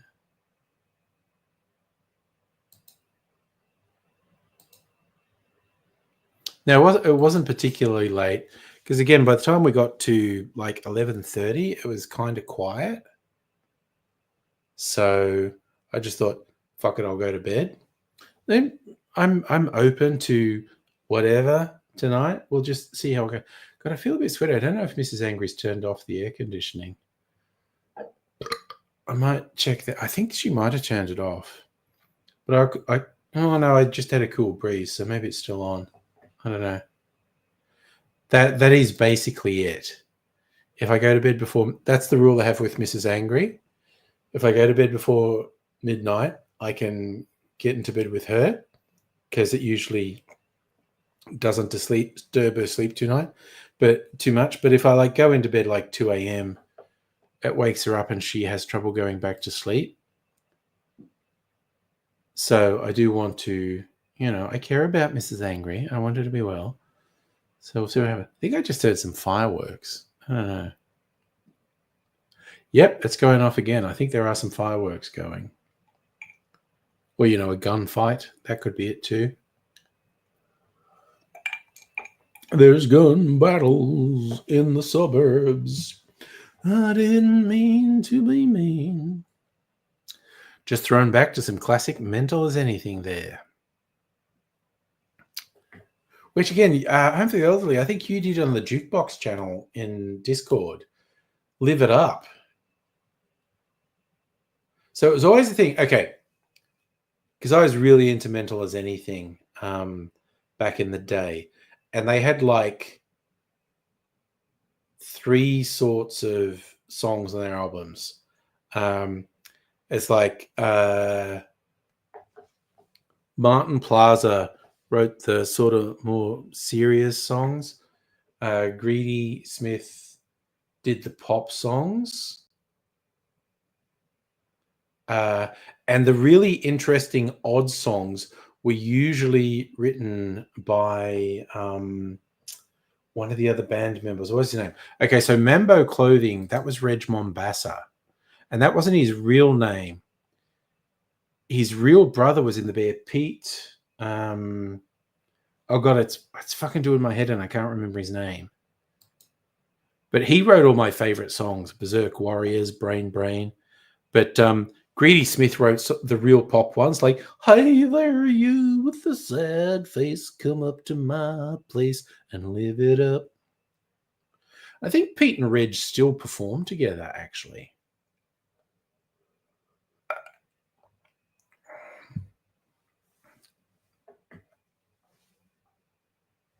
They'd be both in their 60s, if not older now. Oh my God. Everyone I used to listen to is so old.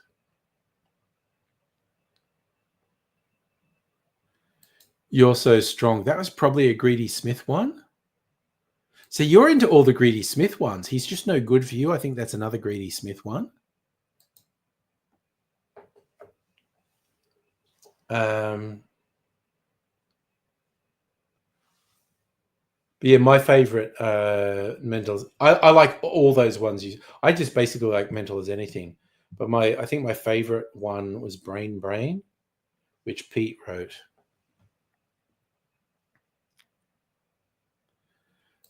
Again, Mental as Anything did such good pop music. And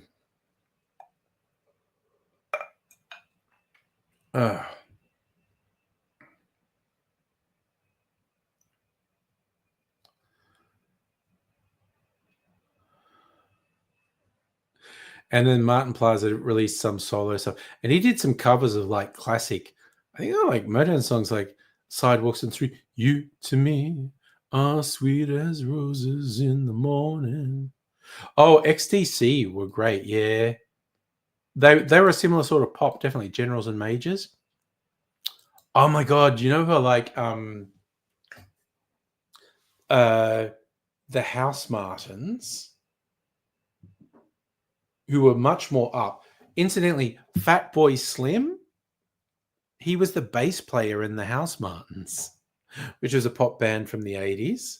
That shows where his DJ stuff came in because he was the rhythm guy. He was the bass player, Norman Cook. But the lead singer and I think one or two other members of the House Martins had another band called The Beautiful South and they just did great pop music. And there's one in particular. What's it called? It's called Song for. Might it be called Song for Anyone? But it's really funny because it's this really beautiful pop song. But if you listen to the lyrics, it's really cynical. It's like it's the lyric, I love you from the bottom of my pencil case. It's basically saying like, yeah, I love you so much. I wrote pop songs and I'll make more money if all you girls out there can relate to it. And so he just sings like it's for anime. He just rattles off all these names. It's just like it's a song for anyone. And I want all you girls to identify with this song because I'll make lots of money if you do. It's so funny. Concrete and Clay was a good one. The sidewalk and the street, the concrete and the clay beneath my feet begin to crumble before we'll say goodbye. Was that Mental as Anything or was that a solo one? Because they did so much. I do fucking love Mental as Anything. I had on VHS the little movie they made. So their biggest hit album was Fundamental, as in Fundamental as Anything. And they released a video on VHS that was all the clips from that with all this other stuff with God and the Devil linking everything up. It was called Monumental as Anything. Okay, World Seems Difficult to Me. That was Mental as Anything covering it. Okay. But yeah, seek it out. Monumental as Anything. I had it on VHS. It was really good because it was all the clips from Fundamental, but with all this other stuff interlinking it with God and the Devil. Good stuff. They were funny. Mental as Anything were funny. Yeah, Concrete and Clay. See, I don't even know. I knew Concrete and Clay was a cover. I have no idea who did it originally.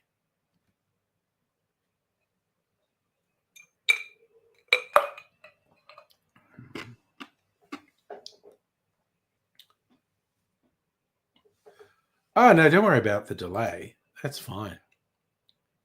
There tends to be up to 5 or 10 seconds. I actually really liked their version of The World Seems Difficult to Me. I love it when they did ballads. Also, The World Seems Difficult was an original. Okay. That's what you're saying. Yeah. God, now I need to, you know what? I need to look up.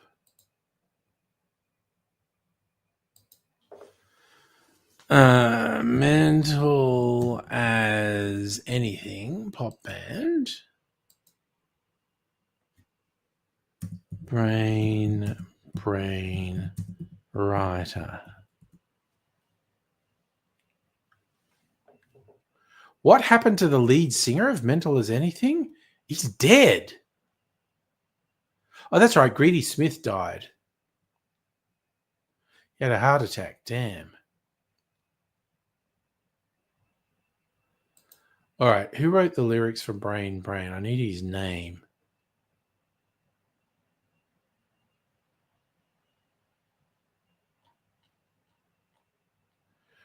Wait, why aren't you fucking telling me who the songwriter is?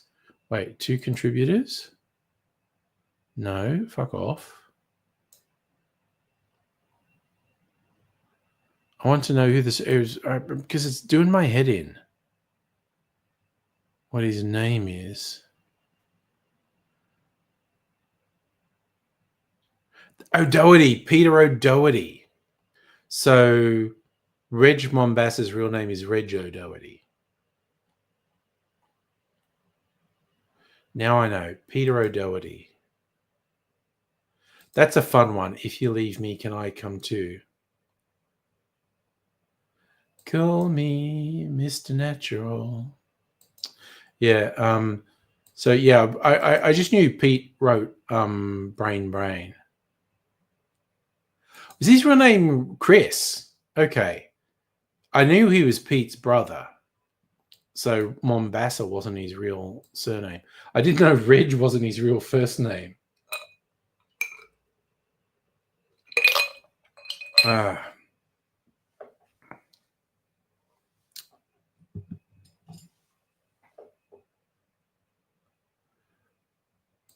We get mentals anything.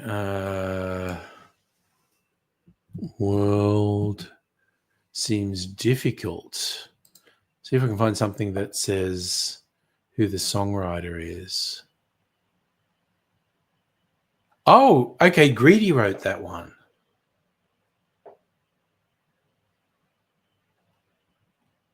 Yeah, because he did write most of the stuff he sang. When Pete wrote stuff, Martin Plaza usually sang it.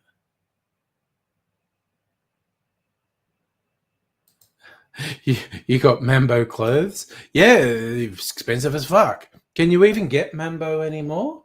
They were huge in the 80s and 90s. And it wasn't just Reg Mombasa designs. There was a whole bunch of really iconic Mambo designs. It was a whole thing. Okay, you know what? I think it's time for me to get some ice and experiment with Cola Beer fruit cup. Actually, you know what? I promised to go through the elevator music. So this is what acoustic cinematic sounds like.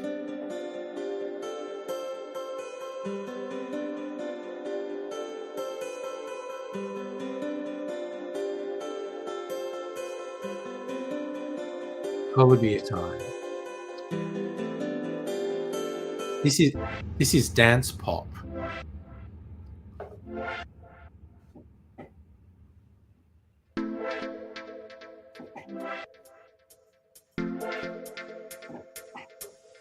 Oh, it's kicking in now. Yeah, fun talking about mentals anything.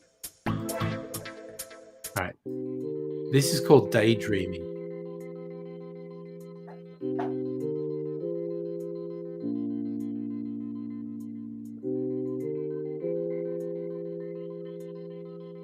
Okay. This is feeding the ducks. You wanted to know what feeding the ducks was?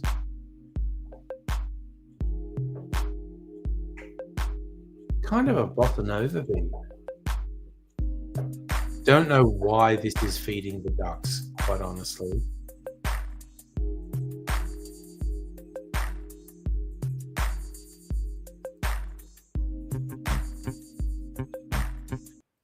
Okay. This one's called Into Space.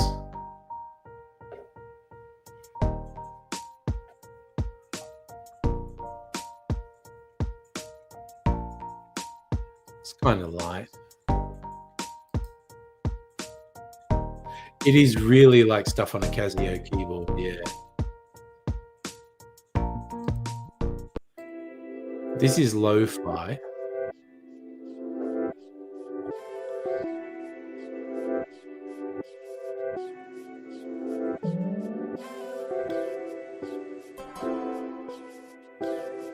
Yeah, I've used a few different ones over the time. Lo-fi is my go-to, definitely. This one's called Night Driving.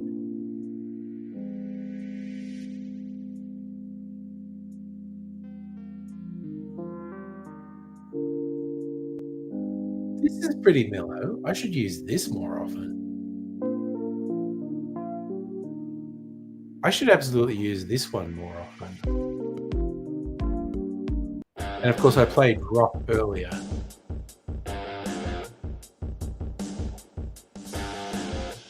I think I'll put Night Driving on. Got to go out and get some ice. I've used them all at some point. Yeah, night driving. I put night driving on while I go out and get some ice to make, and I've got to get the cola beer too, which is in the fridge. All right. I'll put a banner on saying Tom Kitten's in charge. Oh. And where's my very special highball? Man, I'm a bit my special highball with the etching on it. Because I'm classy motherfucker. I'll be back in a minute.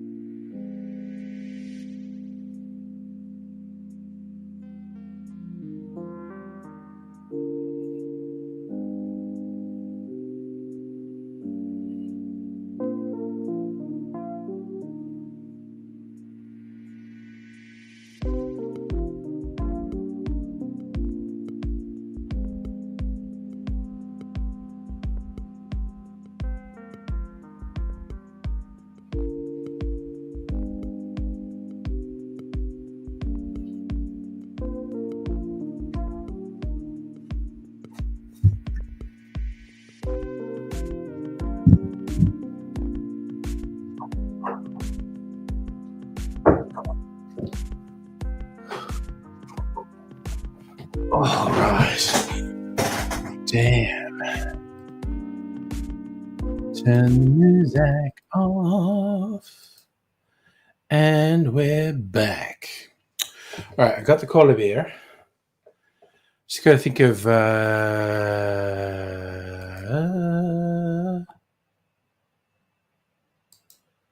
which fruit cup will we make?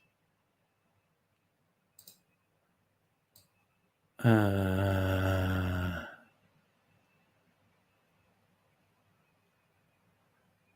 Wait, what am I doing?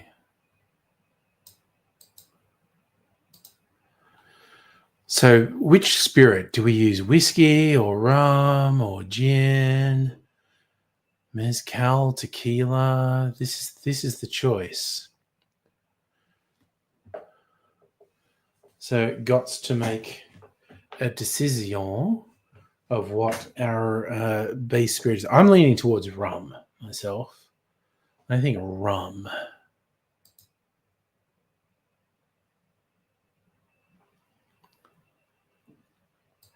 But I'm looking, folks. Did I close the tab? No. Look, I've got the tab open.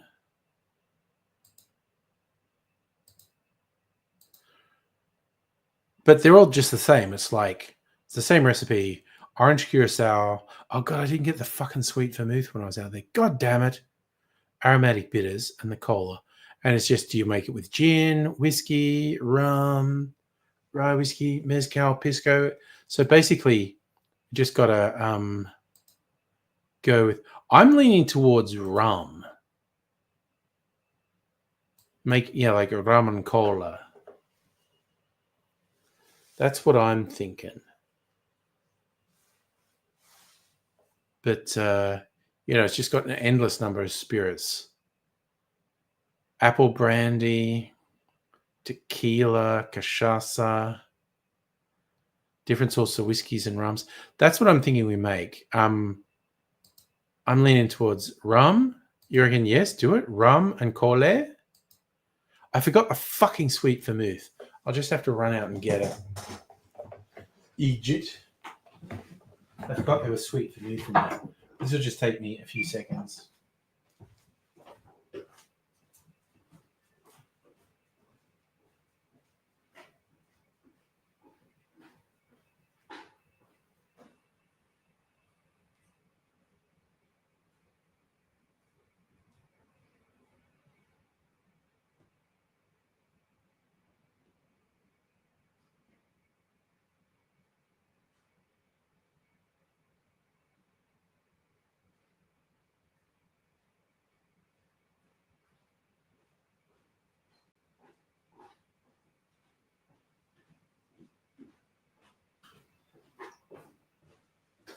All right.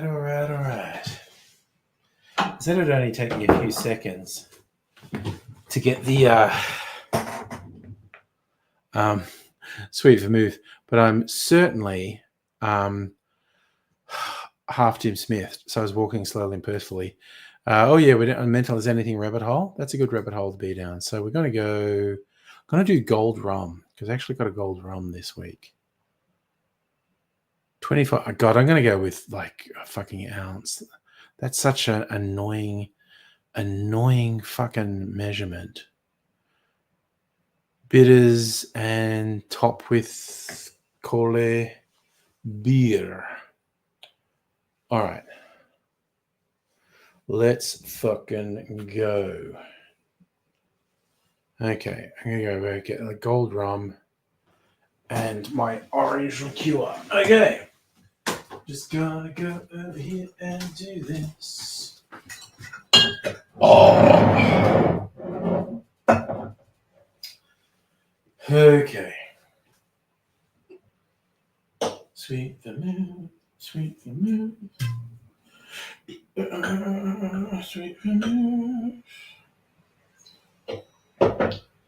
Ooh, that one's almost gone. Lucky I got a new bottle. All right, sweet vermouth.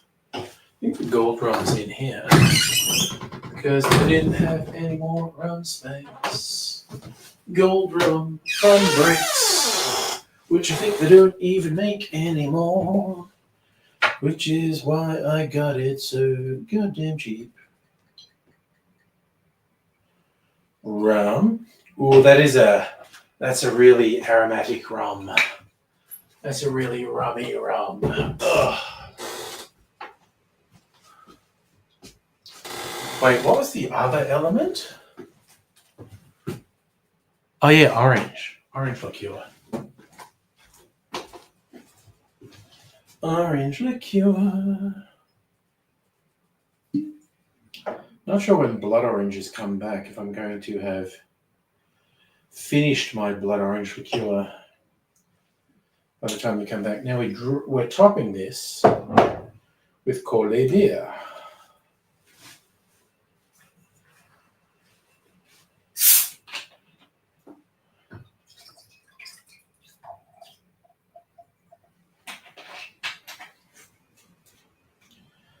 Couple of dashes of aromatic bitters.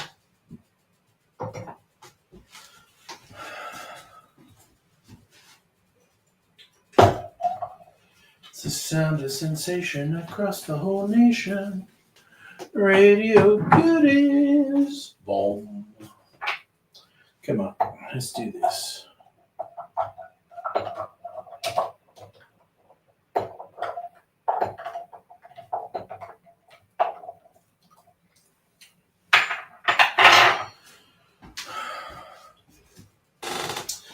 All right. Cold beer fruit cup. Cold beer rum fruit cup. Yes, Regiment Bassett did do the cover of Public Image Limited's greatest hits. Yes. Right, stir. Right, let's fucking try this. Hannah, hello. How are things with you? Wind, rain? What's happening?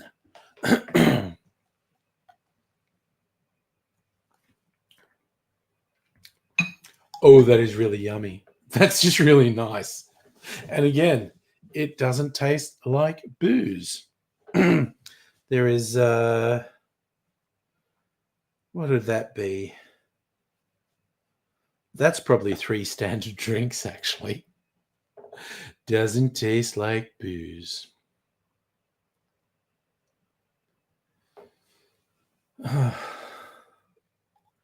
It's a winner of a drink, though. Cola beer.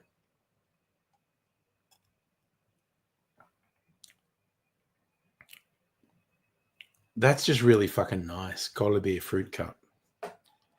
Absolutely fuck all. I don't know that there's much more happening on the coast, quite honestly. Give that a 10 on a Pat score. I love Pat's movie scores because it's unpredictable. You think he's going to say 10 out of 10 for everything. And then occasionally something's just like, nope, 2 out of 10. I'm like, oh, okay, what the fuck was wrong with that? Oh, everyone's just rocking in. Laura, hello. So you've got light wind and showers, not cyclone weather in the country yet. Super babies on south side where it's starting to hit. Oh, yeah. Geez, I hope the hospital doesn't lose power. I'm sure they have generators. Oof.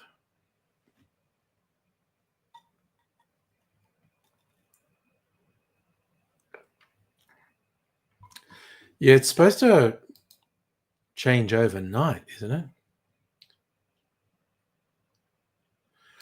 It's like, God damn it, 230 millimeters of rain in one day? My God. Sorry for keeping up with the news headlines. 40,000 people without power. Is that 40,000 homes without power?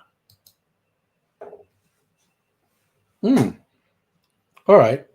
Cola beer is a good fucking mixer, is what we're saying. So, Hannah, you were expecting to leave tomorrow before everything got delayed. Yeah. Yeah, it's was supposed to make landfall on Thursday night. Now it's making landfall in the wee hours, theoretically. Nature, you so weird. Yeah, you were going to arrive Wednesday, cyclone Thursday, Friday, leave Saturday. Yeah, now you probably won't leave till Sunday.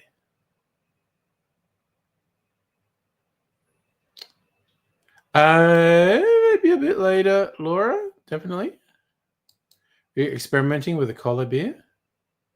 Oh, God, send me a slab of cola beer. Oh, good Lord. It's tasty, though. The other one I want to try was the root beer recipe, actually. It makes a good fruit cup. Delays having to wait. The floodwater. Wow, yes. It's the floodwaters is a huge unknown. How high they will rise and how long it will take to go down. That's a huge unknown. I don't know that I'll try another Collet beer tonight, but what was this root beer recipe? Just going to get it up again. The Cuban sarsaparilla. So spiced rum, bitter red liqueur, lemon juice, chocolate bitters. I do want to try that, which is actually quite different to this. I think that would be really interesting with the bitter and citrus in it. Don't know that I'll do that tonight, though. We'll see, I guess. Oh, shit, yeah, I have to try a black mojito. They're in the fridge. So you don't want to complain too much. Nice. Your dad's a chef, eating good. That's nice. Roads between Brisbane and you are flooded. Yeah, definitely. If you get sick of cola beer, hand them out to work. Yeah, I think that'd probably be really interesting at work, actually. Yeah, I will try after I finish it, which won't be in a hurry, but I'll finish this Collet beer fruit cup and have a black mojito. Mrs. Angry liked the sound of that, so I got to save one for her, but I want to try one. Your first night was campfire cooked charcoal chicken, roast veggies. Last night, mushroom sour cream pasta with fresh pepperoni and cheese. God damn. Dad is knocking it out of the park with those meals. Oh.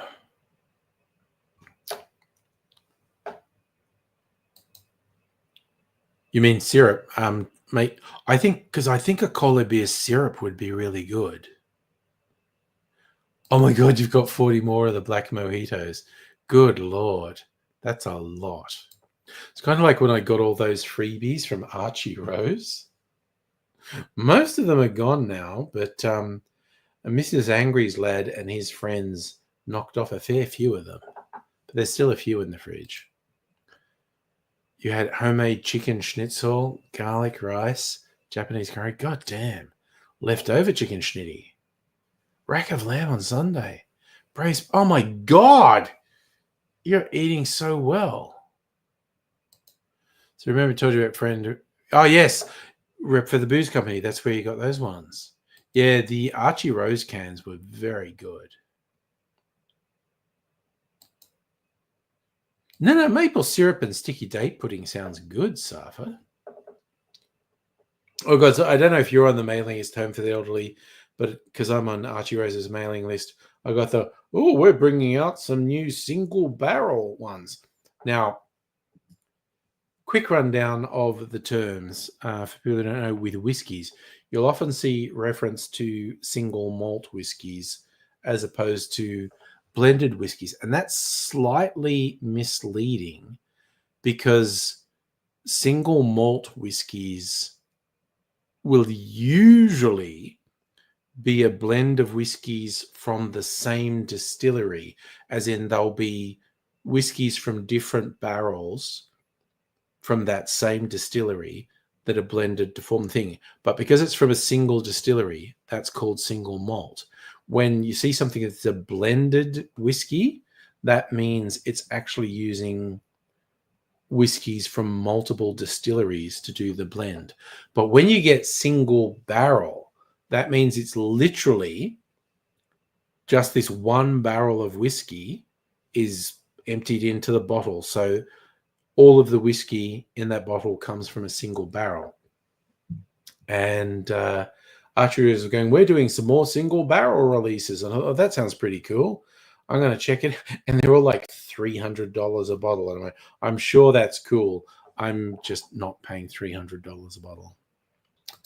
So Hannah, definitely a reason why eat once a day at Dad's house, full until lunch the next day. Yes. Tomorrow, breaking out excavator and destroy. Wow, that sounds like fun. Have to hand it to your parents. Separated years ago. Dad has a partner. Can still peacefully exist in the same place. That's nice. That's mature and adult.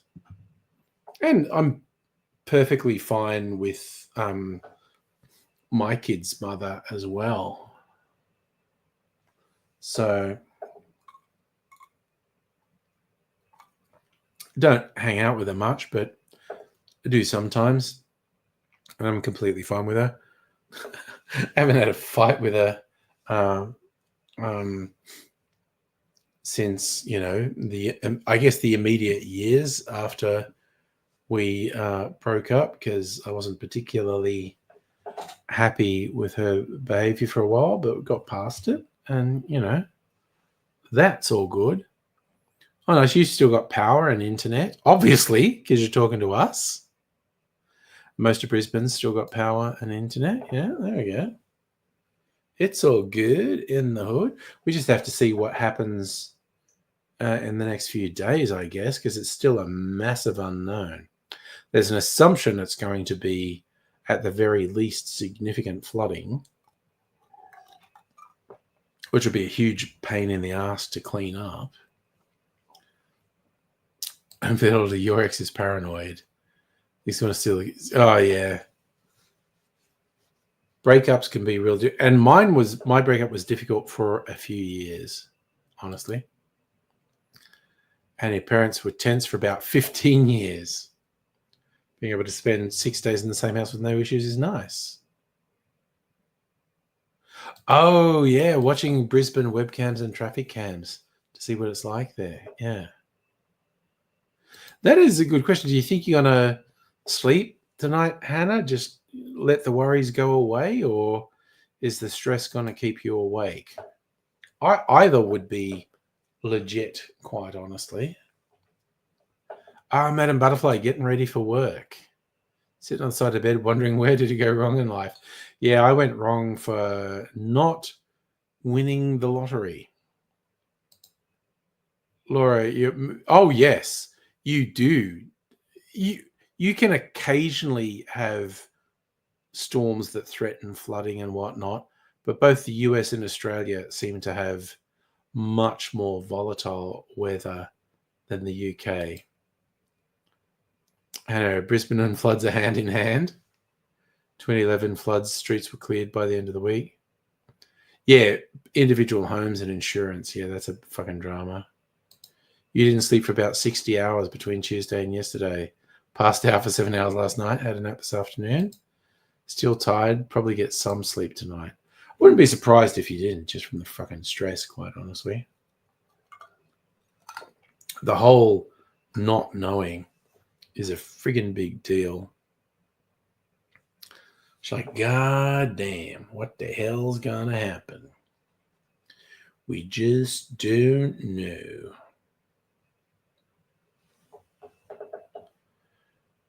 It's not supposed to hit too much of Brisbane until early tomorrow morning. Yeah.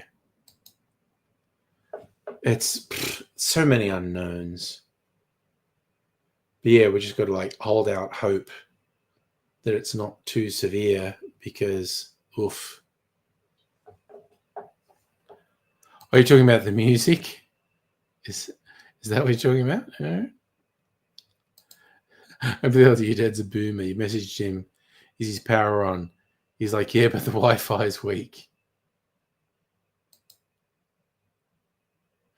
It's just like he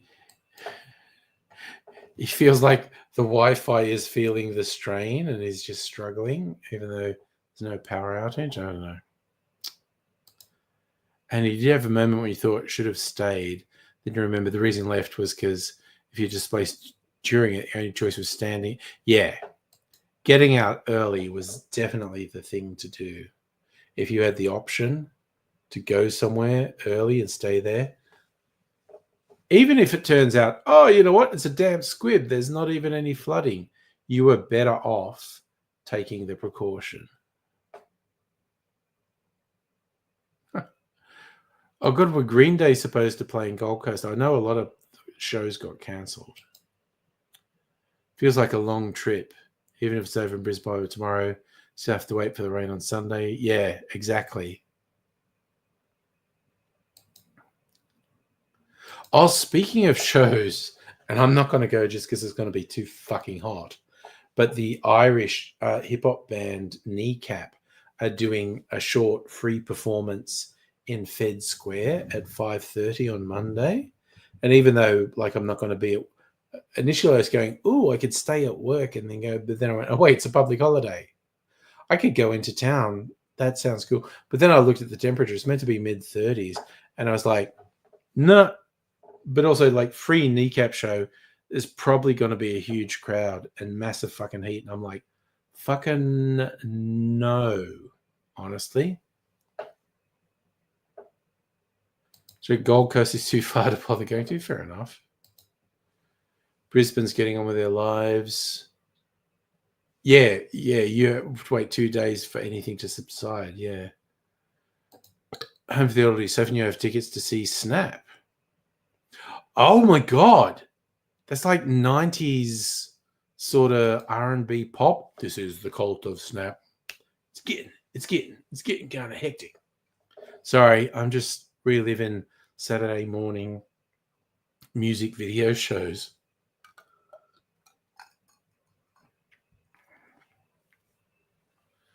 Yep, 90s, early 90s. I fucking remember Snap. Oh, dear.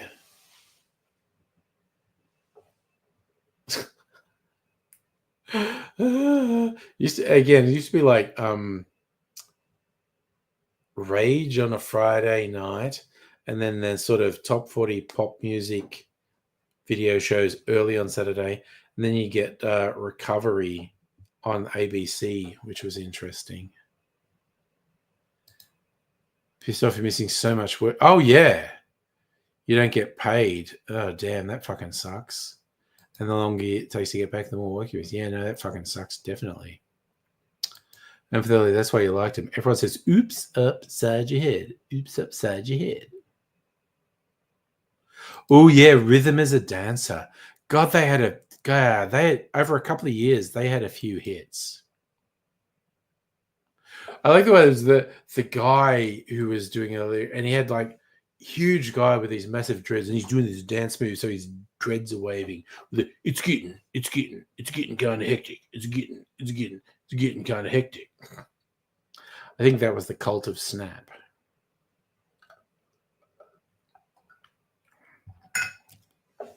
Oh my God, so many Saturday mornings spent watching these music videos.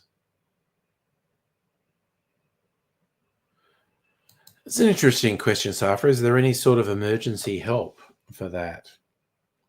Because I've not looked into it. I don't know if they're doing anything like that. So elderly, opening act for Snap. Oh my God, CC Peniston. My God, and D Ream.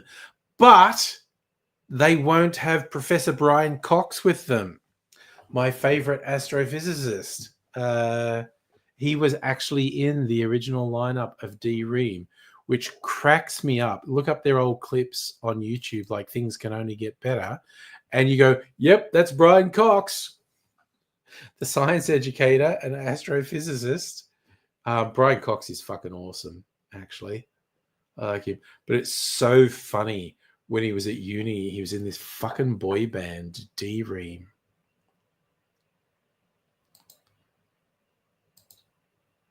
Work shut down. Yeah. Who the fuck knows? Oh, did you not know that Brian Cox was in D Ream? No, I am not fucking with you. Go look at the old clips on YouTube of Things Can Only Get Better. The really smart guy, the really quite brilliant science educator and astrophysicist, Dr. Brian Cox, was in D Ream. Okay, you know what? I'm going to find the clip. I'm going to fucking do it. I won't play it on here, but I'm going to find it, and I'll try and pause it on a shot of Brian Cox. All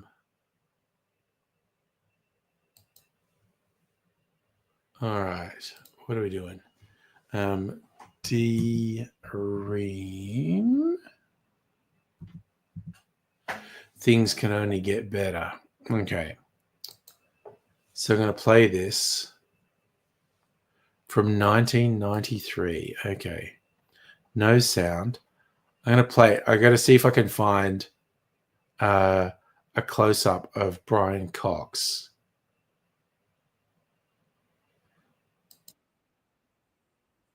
Yep, no, that's that. I was worried it wasn't the right song.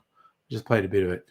I got to wait and see if there's a close up of Brian Cox, and you'll recognize him.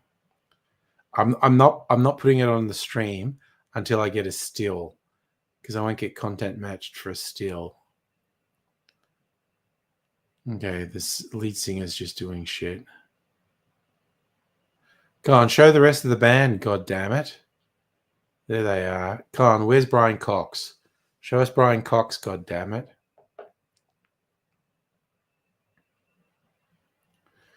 No, stop showing us just the Ponzi lead singer. Now there's some girly with hair, wind blowing through her hair because she's apparently the thing making things can only get better. God, it's just the Ponzi lead singer. Where's the rest of the fucking band? We're a minute in and I haven't seen anyone but the fucking lead singer. Show me the rest of the... I'm sure... No, that's not a close enough shot. I want to see Brian Cox. The fuck is Brian Cox?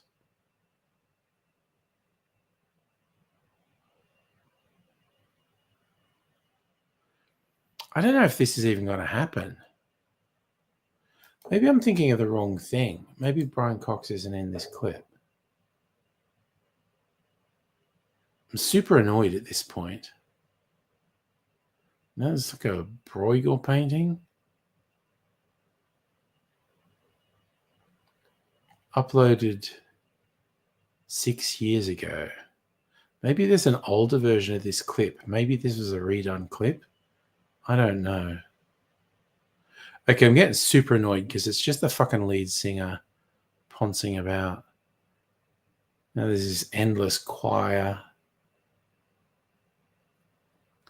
God damn it. This is bullshit.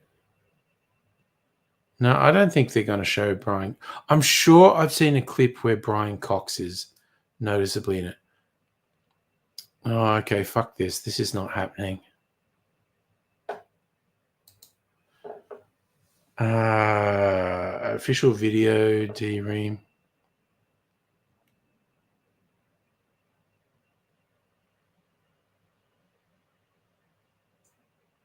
Oh my God, Brian Cox.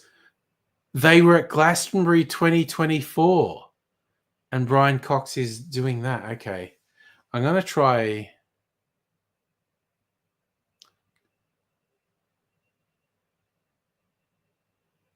Wait, I think there's another clip.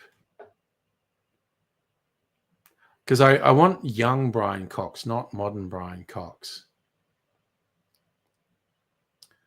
Let's see if I can find young Brian Cox.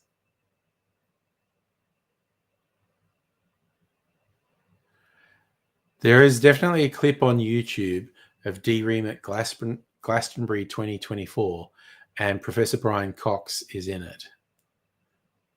But that's cheating. That's modern Brian Cox. I need to find young Brian Cox. God, this is a different clip, but again, it's just the fucking Ponzi lead singer. Show the rest of the band, motherfuckers. I want to see 90s Brian Cox.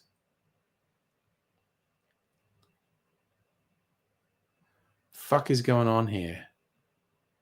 Backing singers, Ponzi lead singer. I think Brian Cox played keyboards. There was hands on a keyboard, but I want to see face. There's backing singers, guy doing percussion.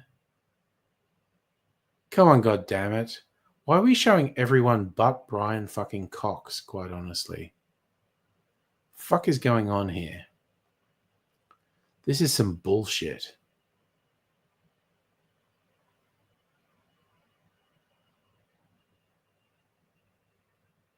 Oh, what the fuck?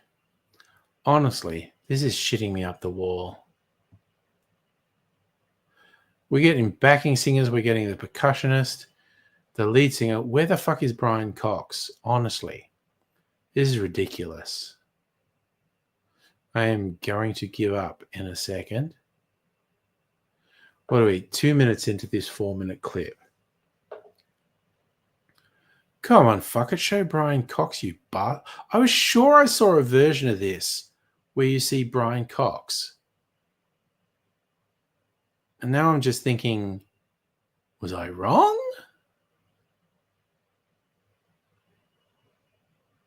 Man, this is some fucking bullshit.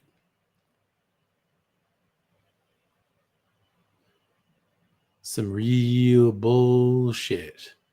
You know what? I'm fucking sick of looking for it. Honestly. Now, I think Brian Cox is on keyboards. Yeah, keyboard player. Pants up around his nipples, shirt tucked in. Fucking ridiculous.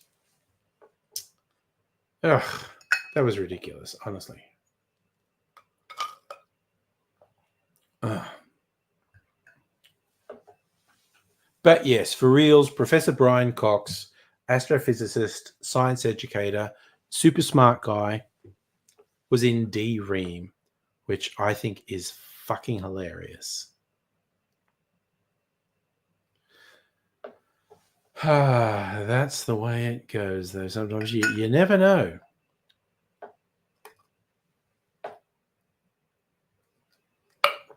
Oh, yeah, I think I'm a fan of cola beer, quite honestly.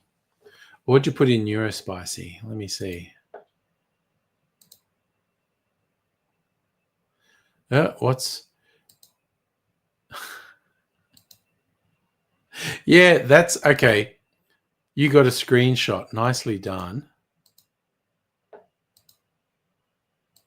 That's 90s Brian Cox. It's not super obvious that's him, but that is him.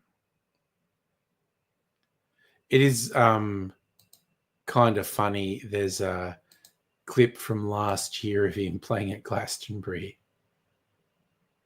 That is a perfect Brian Cox pick. All right, you know what? I'm going to go get a little bit more ice. I'm going to go get the black mojito, which might actually tip me up. I'm just feeling about how drunk I am now. The 80s hair is fucking wild. That really distracts you from Brian. And that is super 80s hair, Safa. Incidentally, I never had hair like that. Like, you all know what I looked like with spiky hair from the YouTube videos. That was the biggest my hair ever got. I never had that huge 80s hair. I didn't know how to do that. I know. Isn't that fucking wild? Brian Cox is in D fucking Ream. But I love that as a fun fact, blown people away. Yep, Professor Brian Cox was in a boy band in the 90s when he was at uni. It's so fucking funny. He wasn't in it for long, but he was in it when they had the big hit with Things Can Only Get Better. All right. I'm going to get a bit more ice for a non-alcoholic drink. And I'm going to get the black mojito and try that. So I'll be back in a minute. This shouldn't take very long.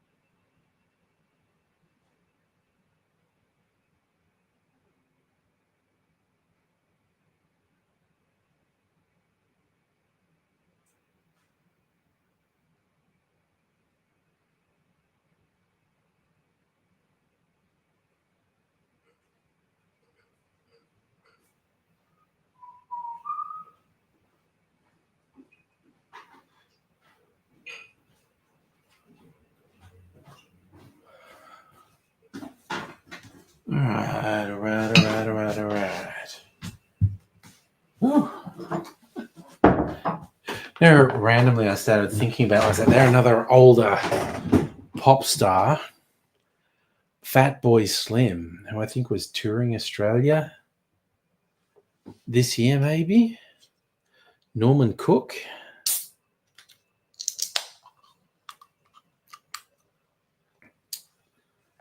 He must be in his 60s, I think. So, what are you doing, buddy? Bolstering your retirement fund? Good on you. Actually, now I want to look it up. How old is he? I think he's older than me.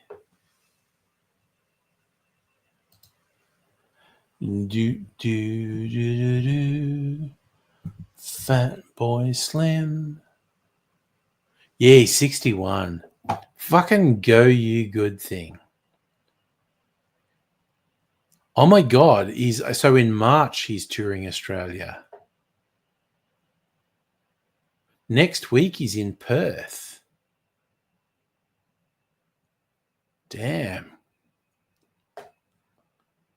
So, big fan of senior citizens doing music tours.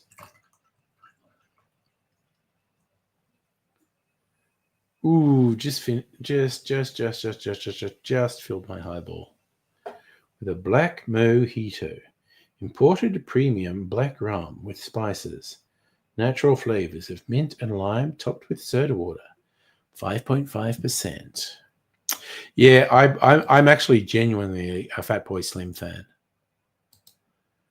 Hannah, you like celebrities? First response is, "Oh my God, I thought they were dead." Yes, that is. It's like, oh my God, are they still alive?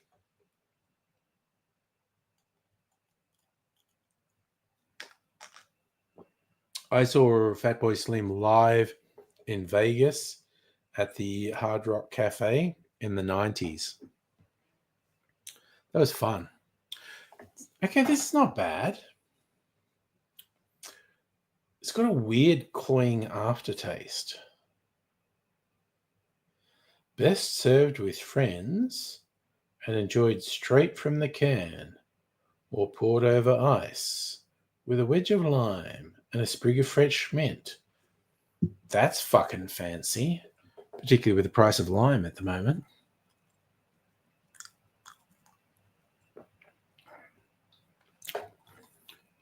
Man, that's not bad. That is not bad at all.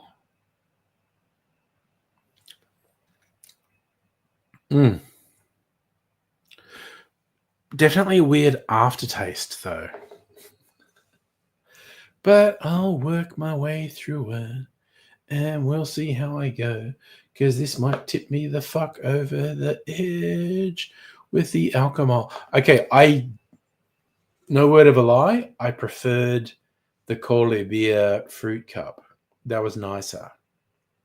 This has a weird artificial aftertaste.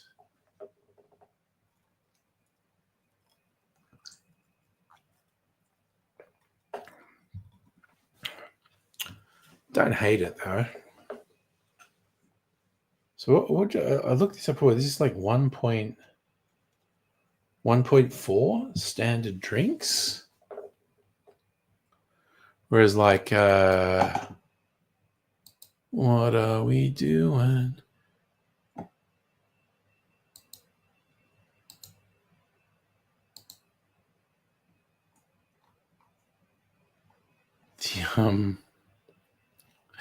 Yeah. The Corley beer fruit cup was probably 2 or 3 standard drinks. Okay, it's probably stronger. Hannah, Cyclone's hitting Super Baby's house now. Damn. Oh, I hope they're okay. First colour test broadcast was in 1967. Live coverage of Pakenham Country horse racing event. Yeah, literally nobody in Australia would have had a fucking colour TV. What would have been the point? We didn't get colour TV till mid-70s.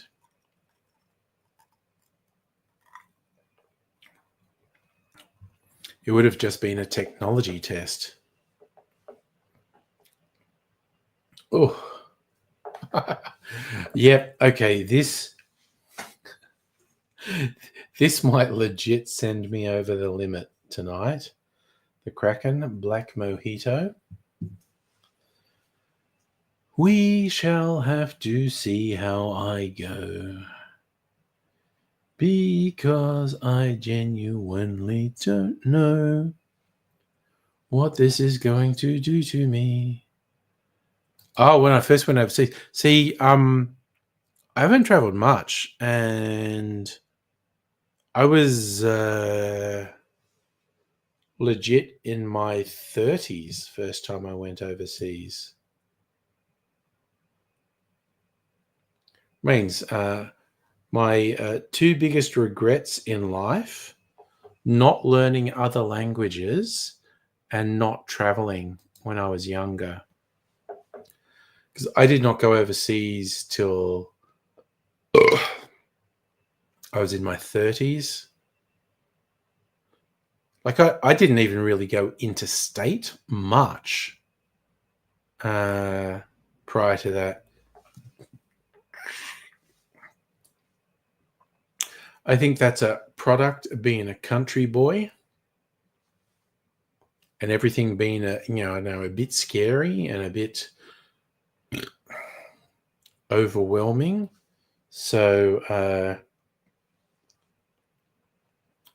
traveling overseas just seemed a bit spooky to me. Like, even going to Sydney, like, I remember some of my friends from school, they fucked off to Sydney straight after school. And I was like, and that's not even people who were going to uni. They just went to Sydney. Yeah, Sydney was fucking scary and overwhelming. You kidding? Going from a town of 20 odd thousand people to a city of millions? That's fucking overwhelming. So I eased my way into it. Like, I went to uni, also in a country town, and then I went to Sydney.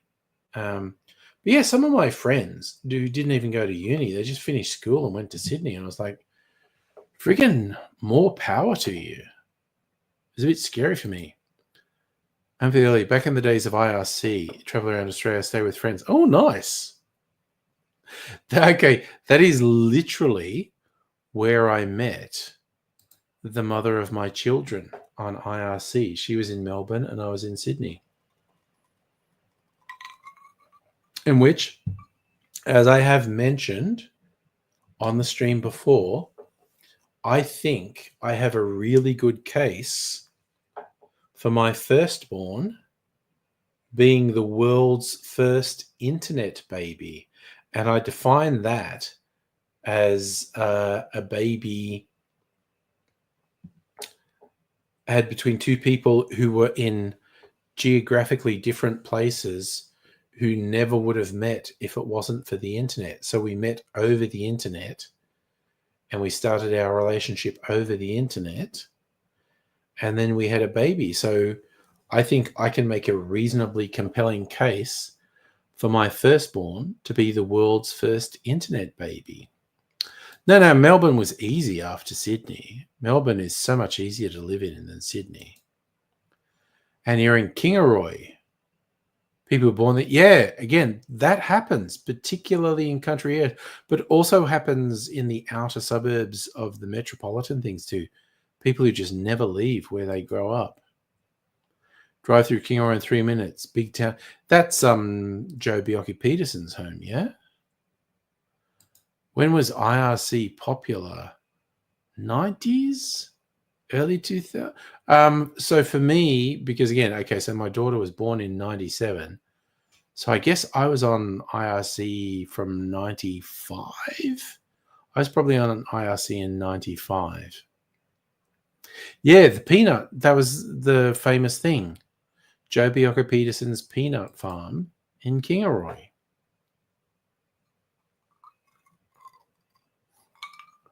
Oh man, I really think this Kraken Black Mojito is going to take me out.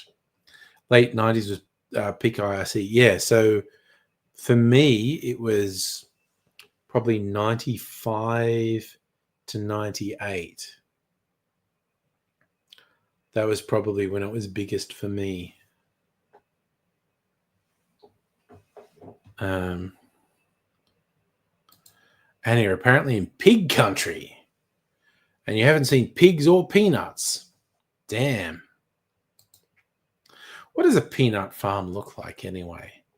Because peanuts actually grow under the ground, if I remember rightly. I'm sure I saw it on, of all things, Sesame Street. I think peanuts grow underground. You saw cows and retirees, but that's about it. Yeah, that's the fucking country for you. Which state is more conservative, Queensland or Tassie? I don't live in either, so I'm not in a very good position to judge. But they have historically been Australia's most conservative states. But I think there is a somewhat different vibe in Tasmania and Queensland.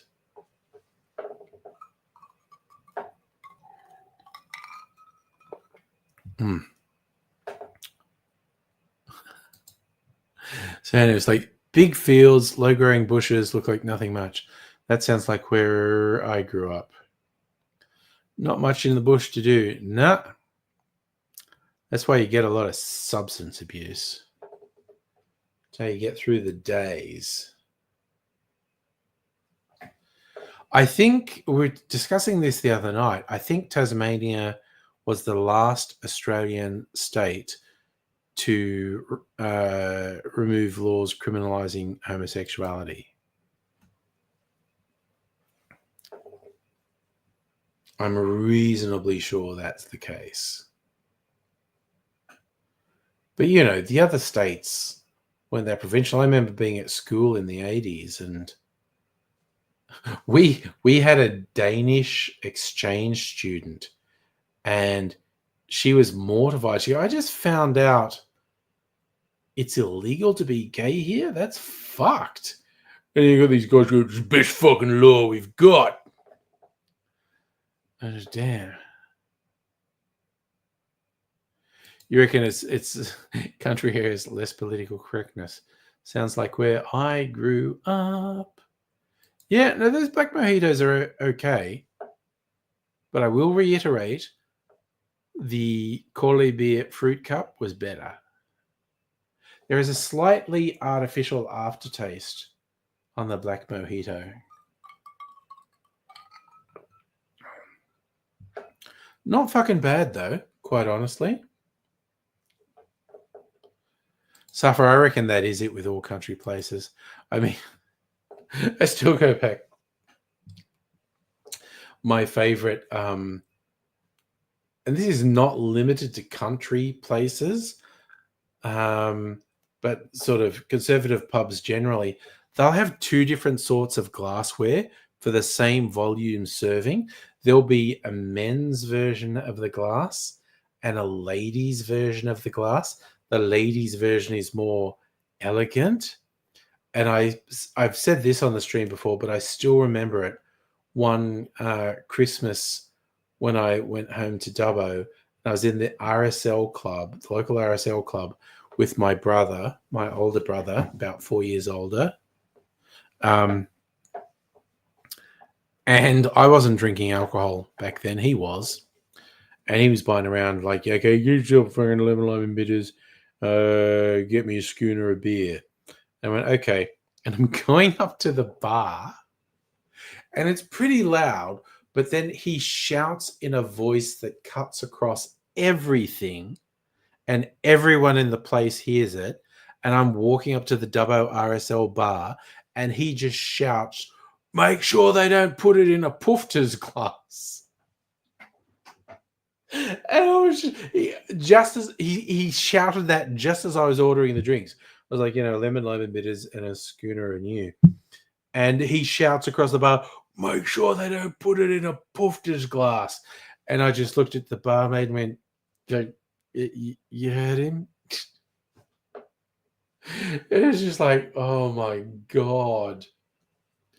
It's just like, oh, Jesus. This was, what year would have this been? Would have been in the 90s. Mid 90s, maybe. Yeah,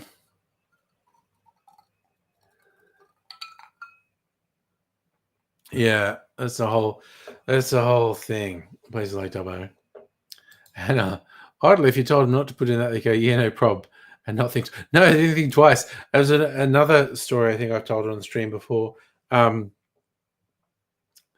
This was in Sydney. I was with some friends in a bar, and they had a pool table, and I think they were getting a bit rowdy and whatnot. But again, I was getting lemon, lime, and bitters because I wasn't drinking alcohol back then, and they're getting a bit rowdy, and I just went up again drinking lemon, lime, and bitters, and she put it in a girl's glass.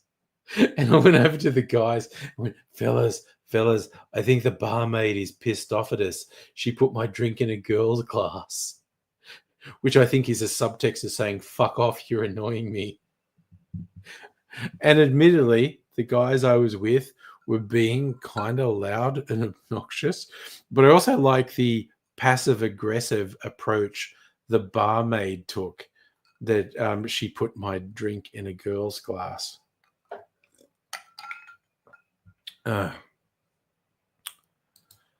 It's more shocking it's not on the menu a schooner of beer or a puffed glass of beer.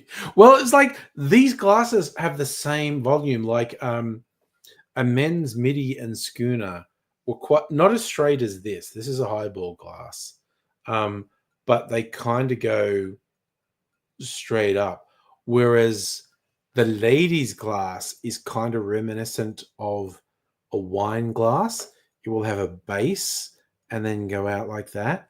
So the ladies' glass kind of reminiscent of a wine glass, whereas the guy's glass goes straight up.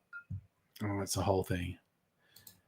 Getting a girl's glass better than finding out they spat in your... Yeah, look, maybe... Well, this was a woman, so she's not going to stir it with her. Don't want her to stir it with her finger either. But yeah, it was a fun bit of passive-aggressive behavior to give me my drink in a girl's glass. And it was like, oh, she's pissed off. So I told the fellas they had to calm down because they were being too loud and rowdy. Then what do you mean? I go, the barmaid's pissed off, man. She gave him my drink in a girl's glass. That's the equivalent of saying fuck off. It's all code. What are you gonna do? It's like when waiters want you to leave, they come start. Yes, they wipe the table. They clear everything away. Or, as with some places I go, where if they're fully booked, like your booking's only for 90 minutes or 2 hours, and they'll tell you, they're like, oh, yeah, okay, you are going to have to clear the table at this time. And I'm like, okay, cool.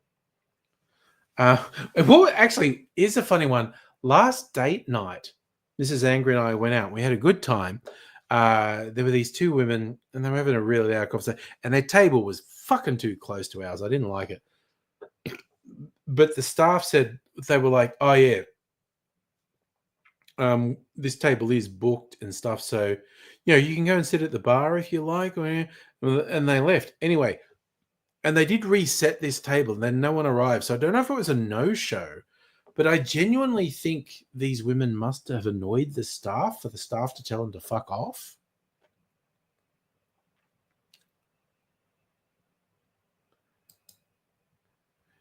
You weren't like, once you had a customer at a restaurant, it was rude as hell, kept getting his order wrong by accident, kept threatening, saying, if you didn't get it right, leave. And you were like, okay, yeah, challenge accepted. But yeah, no, in this one, our last date night, the staff straight up told these women they had to vacate the table, but then no one else ever sat there, which fucking suited me. Which is weird. This is the second time we'd been to this venue, and the first time it was really crowded and there were some really fucking loud people there. Last time we went there, Only a quarter as many people were there, which I have to admit we liked it. And the staff were really cool, so that's great. Madam Butterfly, 6:30 in the morning. You're already at work, irritated as fuck. 11:30 at night here. I'm drunkened and getting slightly drunker. I'm kind of. I got some ice so I could have another non-alcoholic drink. I don't know that I'm going to last that long.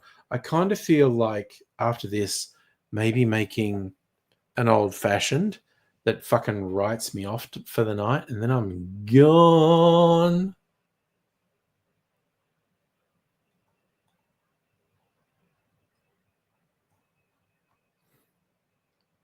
I feel like I missed what are you replying to Safa with there? I think I missed something.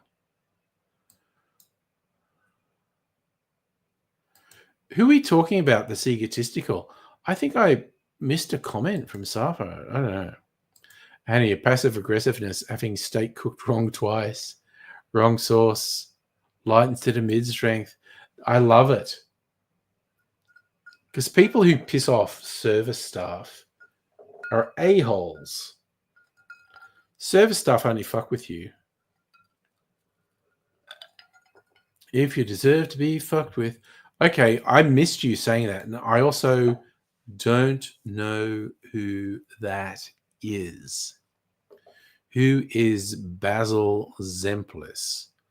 Laura, okay, I did. Okay, you want Angry Bunch. Let's do Angry Bunch. Who wants to join?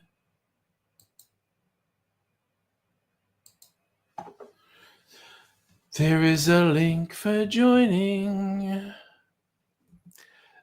See, Hannah, that's the way to do it. When you're passive-aggressively fucking with someone, you always smile and apologize. That's part of the whole fucking game. So they can't assert that you're fucking with them because you're just being really polite and smiling. I'm sorry, did that happen? It's all part of the game.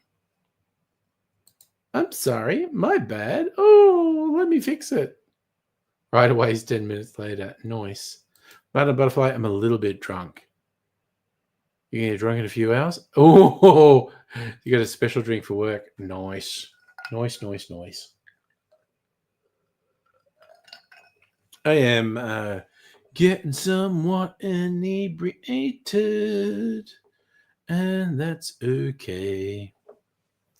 Gonna keep on keeping on. Da-da-da-da. Oh, that's a Redskin song. Keep on keeping on till the fight is won. Radical leftist skinhead band. And they had the whole ideology.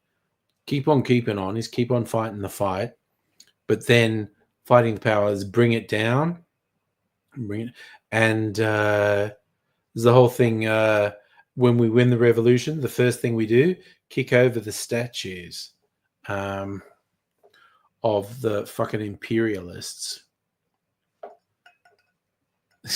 That's how you know I'm really drunk. And I'm relatively coherent now. Like that thing Friday a few times ago. That's when you know I'm really drunk.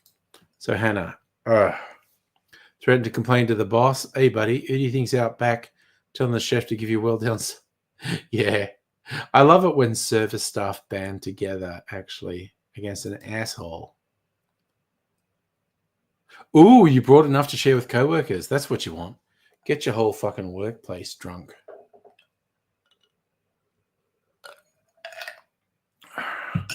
That's fight the power. Fight the power that be. You know what? I think I'm going to make an old-fashioned. I had a little taste of this sample. Home for the Oldies sent me the Tiger Snake WA whiskey. I think I'm literally trying to write myself off because I think if I have a strong drink after this black mojito, I will definitely write myself off. Sexuality by Billy Bragg. Oh, I love that's such a fun song. I've had relation with girls of many nations. Kirsty MacColl has a fucking great voice. Oh, Like her version of Billy Bragg's New England is so great. Fairy Tale of New York with the Pogues, and the one about her boyfriend going to Australia. He's on the beach. Kirsty MacColl's fucking great. Speaking of women who are great, it's Laura. Hello. How I are you apologize. I apologize for looking that way.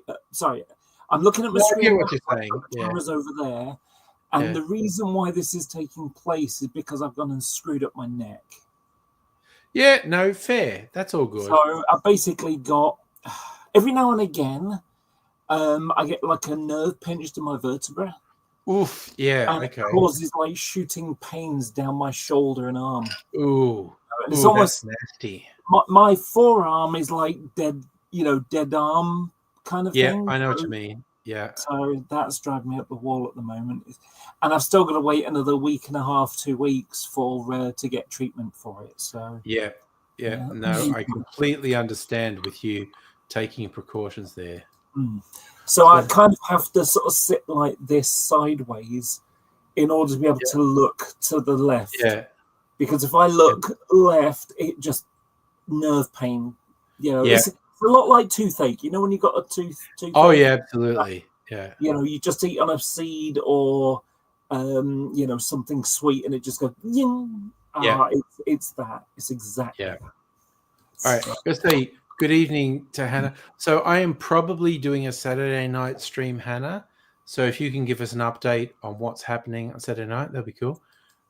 Keep all your appendages crossed for super. Oh yeah, because if they're on the coast, that's the high risk area. So I hope Super Baby and family are fine. See if you can give us an update tomorrow, Hannah. Also, I love Madam Butterfly on a Friday getting her co-workers drunk because the boss isn't around. I mean, legendary. That's all I'm going to say. That's real stuff. Getting the co-workers drunk on a Friday because the boss isn't around. Oh, goodness me. So my irritation of the week is spending the equivalent of 800 Australian dollars on some train stuff and finding that they've all got paint job problems. Oh, no. I'll show you.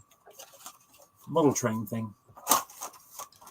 Hi, Harry, by the way. Just give me a second. Home for the Elderly started getting back in CDs. Blew up your amp. Oh, damn. Okay. Okay. All right. So there's something wrong with your train. Yeah. So the yellow that they've used on the front is far too lemon. It should be a warm yellow. But the biggest one is this blue shade that's on the roof and upper body. Yeah. Now, I've got a picture to share with you so you can see what it should look like. There you go. Oh, sorry, you got a picture. Sorry, give me a second. Okay, so the actual color it should be is granite gray, which here's a paint sample of it. Yeah. And Vallejo do a color that fits a decal, so that's what this Vallejo color is. So, but you can see how blue this is compared to that. Yeah. Just a massive change in color. Yeah. So, yeah, so it's like, shit, I'm going to have to strip them down and repaint them all. All right. To make them look right. Yeah. Which is a pain in the ass when, like I say, you're spending, almost like £391, which is just over $800 Canadian dollars. Yeah. Yeah. So South Laurie's going to repaint that. Yeah. Fortunately, I've got the skills to fix these things. Safa, Tim Smith angry is definitely slow with sharing stuff. There's no two ways about it. Did I ever tell you about the time I got accused of cyberbullying? Was it a Christian who said you were cyberbullying them? No, it was a model railway person. Sorry, I'm just your model railway train spotters going, oh no, they're cyberbullying me. Yeah, well, okay, so Hornby, who's like the biggest model railway manufacturer, they've got a long history. Yeah. So they brought out a model, and I think I've got a picture of it, in fact.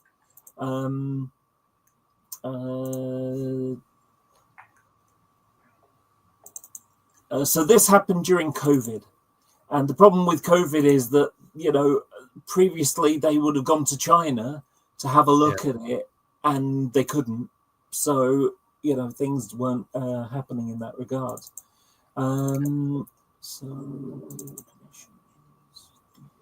Yes. Okay, so let's just move these things. Okay.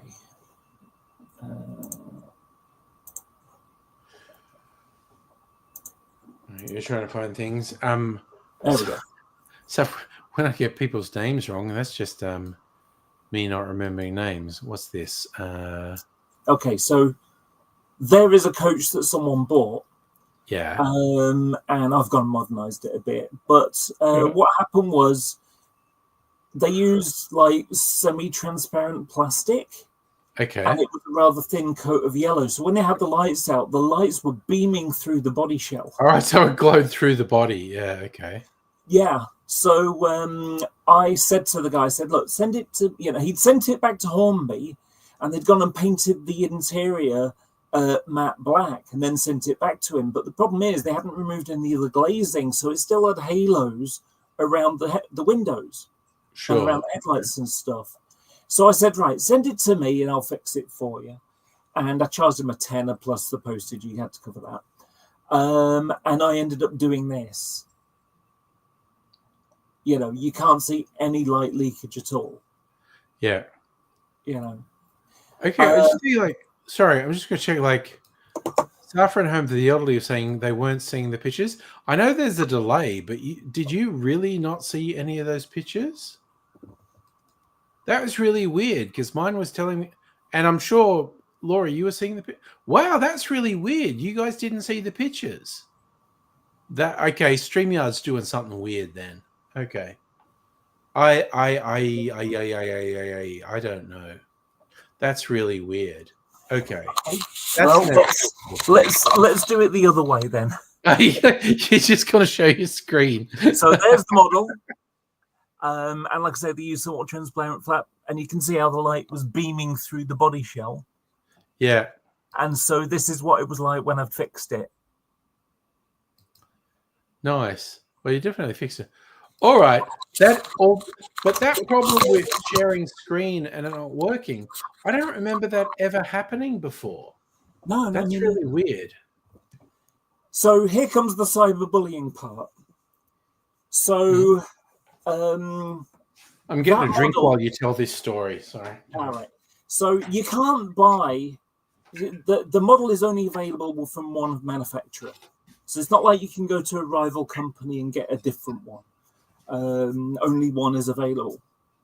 So what happened was, people were complaining about it, and I said, well, look, here's one I fixed, and all you have to do is you take the body off and you pop the windows out and you just push them open. And then you paint the inside black and then paint it with grey so it doesn't look, like black on the inside. And then you pop the bits back together, and then for where the headlights are, it's like bars. It's like bars. So you got two lights, two LED lights, and then it bounces off plastic with facet edges on it. So the light bounces and comes out. Yeah. So, it's like one evening's work territory, a couple of hours at most. Yeah. So, it's sort of like, here's how you do it. It's not hard kind of thing. And this person was like, but you shouldn't have to. And it's like, yes, I agree, you shouldn't have to, but it's an easy thing you can do, And the response was, you shouldn't have to.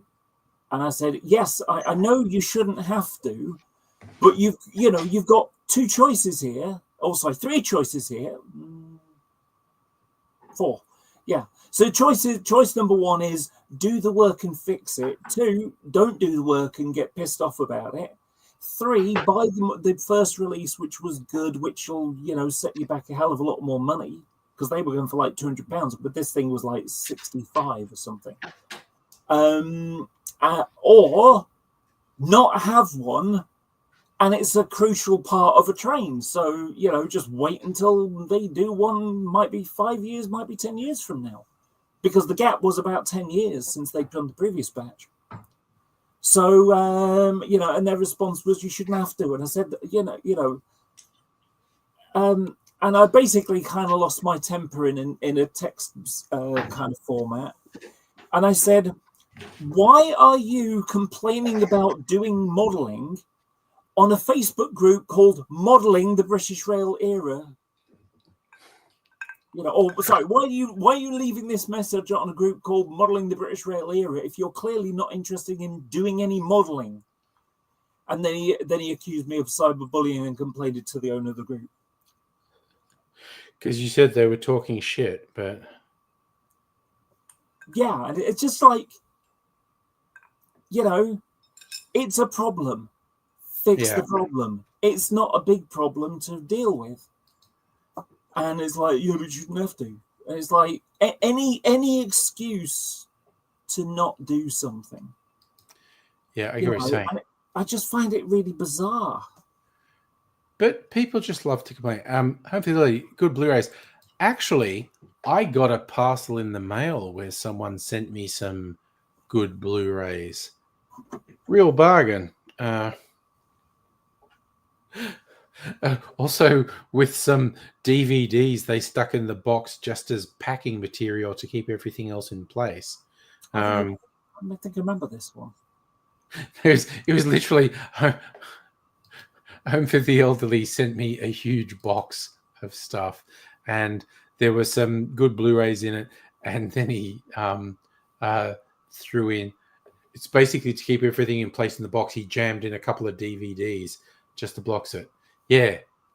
So the main things he sent me were some packets of booze and the Corley beer soft drink. But the Blu-rays were nice. They're really good movies. And even the DVDs that were just put in to hold everything down. Because I noticed you still had the price tags on them. Like one of them had been on sale for $1, once not.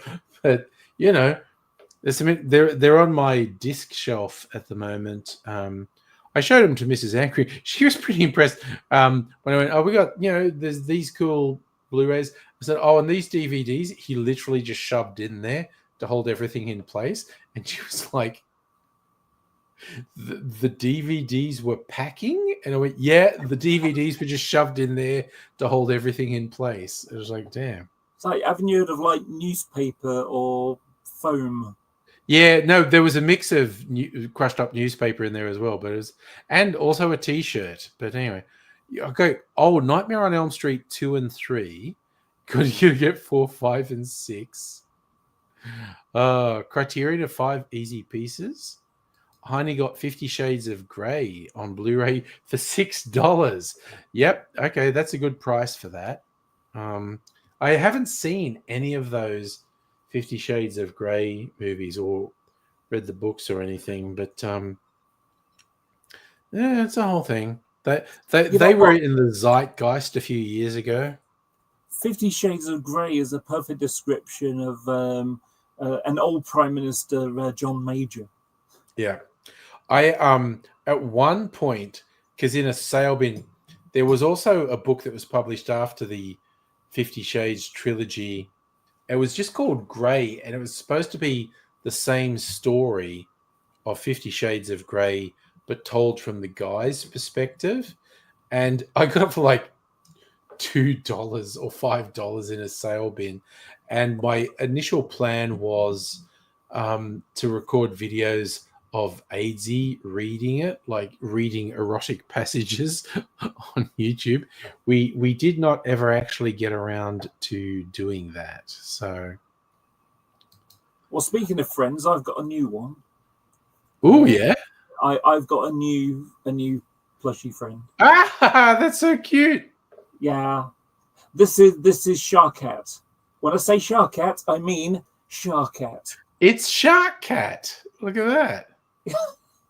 That is cool. I like that. So my friends got it me for my birthday.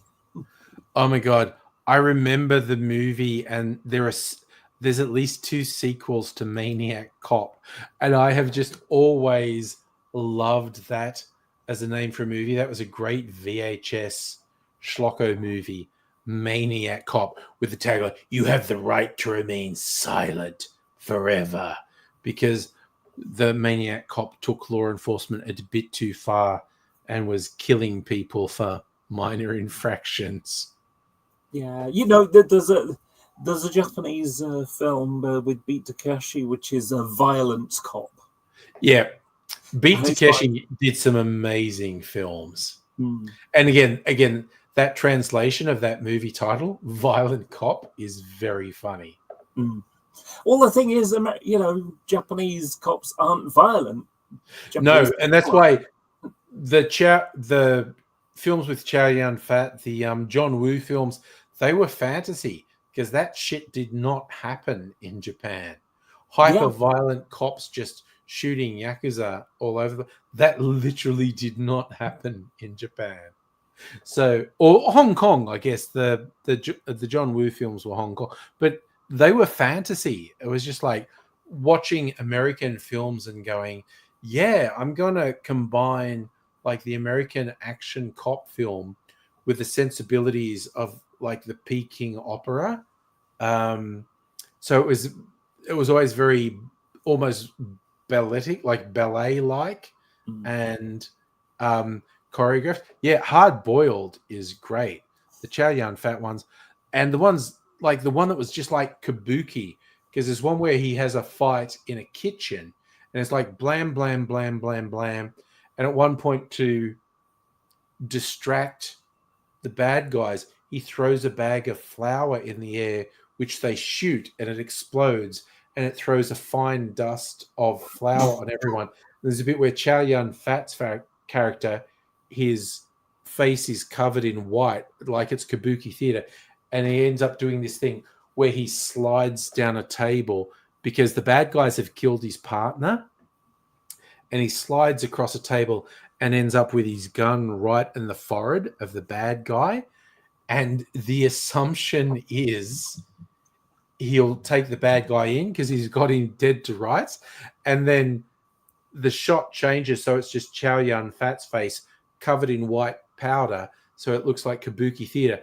And he goes back, he fires the gun that he had in the guy's face, and just this red spray goes over the white powder on his face. Just very strong visuals. Flour is very flammable. Yes. In dust form, it can explode effectively. Just all very the much so. Individual particles catch fire. So Hard Boiled was 80. Sorry, Hard Boiled was 92. Kills 89. So yeah, the John Woo Chow Yun-fat oeuvre was late 80s, early 90s. Great films. Like I said, it's just very stylized. You can see it's heavily influenced by American Hollywood action films, but it's also got the Eastern theater elements in it. It's really good. Of course, Criterion has them both. Of course. The thing that's interesting about Japan is they have a way different social contract to the rest of us by comparison. They do. Yes, that's true.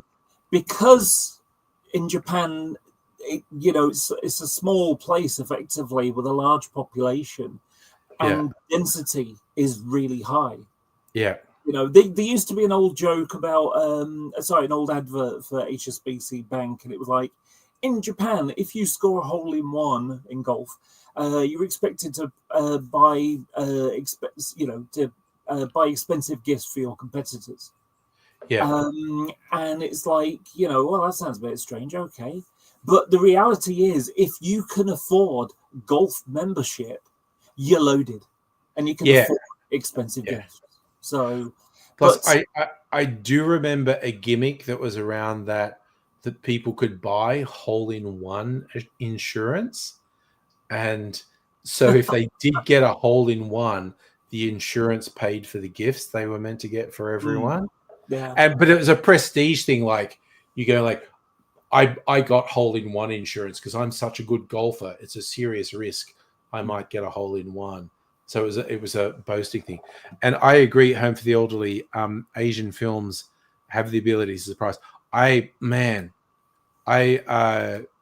have a few really good ones on disc. And in fact, I think I've got some on disc that I never watched. Because when I was buying physical media, it was like, oh, look, there's a great sale. This stuff's on a really good price. I'll probably watch it eventually. And I built up a lot of discs. I have a lot of discs I've never watched. So I'm kind of, I guess, saving them for my retirement when I maybe no longer have, I'm on the pension and I can't afford to pay for all the streaming services. So I'll just watch all the discs I've saved. Oh, okay. Okay. Well, I'm probably streaming tomorrow night too, but I could go and get all my Asian discs. A lot of them are Chinese and Hong Kong, but I've probably got some Japanese ones too. Yeah, I could do that. I could try and, because I haven't done a disc show off for a while. I could get a bunch of my Asian. No, it's not date night tomorrow night. It was date night last week. So I am probably streaming tomorrow night. So So I want to talk about something that's in the news at the moment. It's the whole Donald Trump and Ukraine thing, and it's just like, yes, So I think Donald Trump has made a big error in this. And again, it's all short-sighted. The thing to remember with Donald Trump is he hates Zelensky. He hates him because he didn't do the dirty on Biden's son. Yeah. Because he wouldn't talk shit about Biden's son. Yeah, yes. And Trump got impeached. For the first time he got impeached was because he was withholding already granted weapons. He was trying to coerce Zelensky into incriminating evidence. Because the thing is, one of the reasons why Zelensky won in that election was because he went on a platform of no conspiracy. Corruption. So he went on a no corruption platform.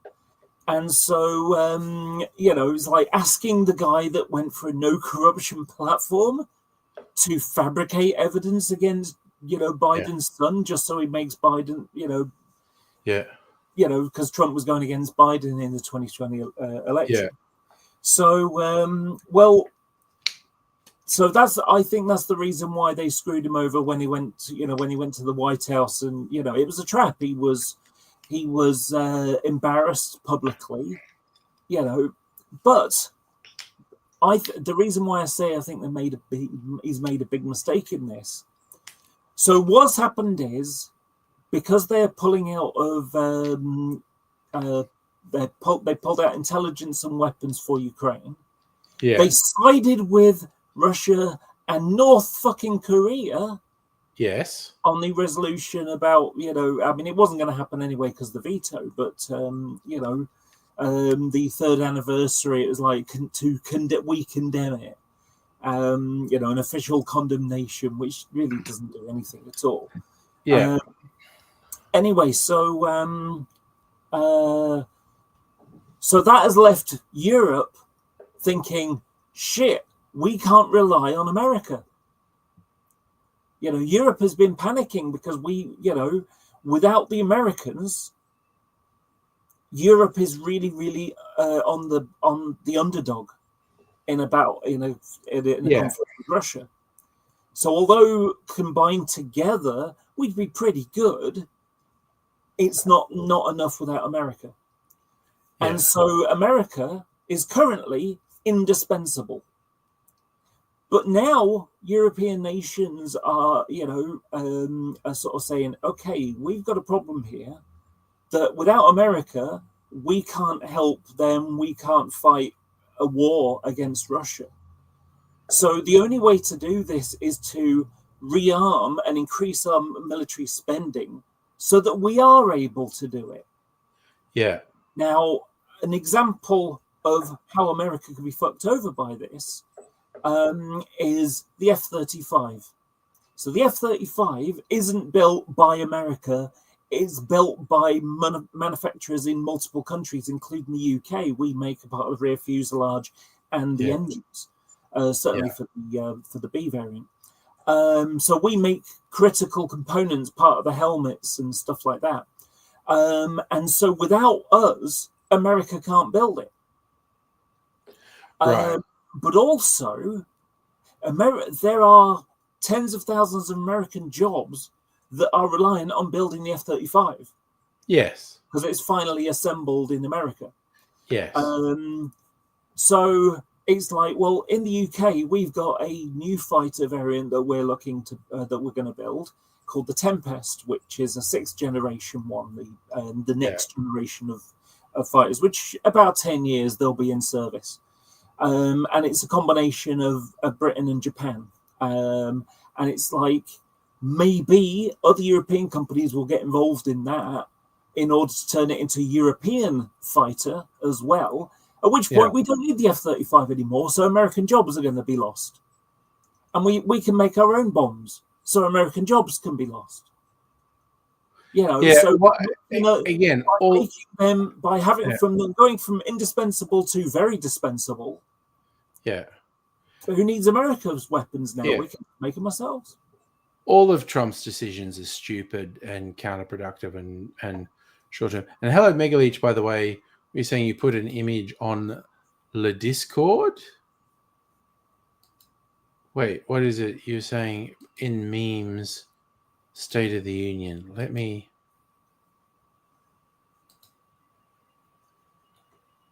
Wait, where is it? No, I don't think I'm seeing it.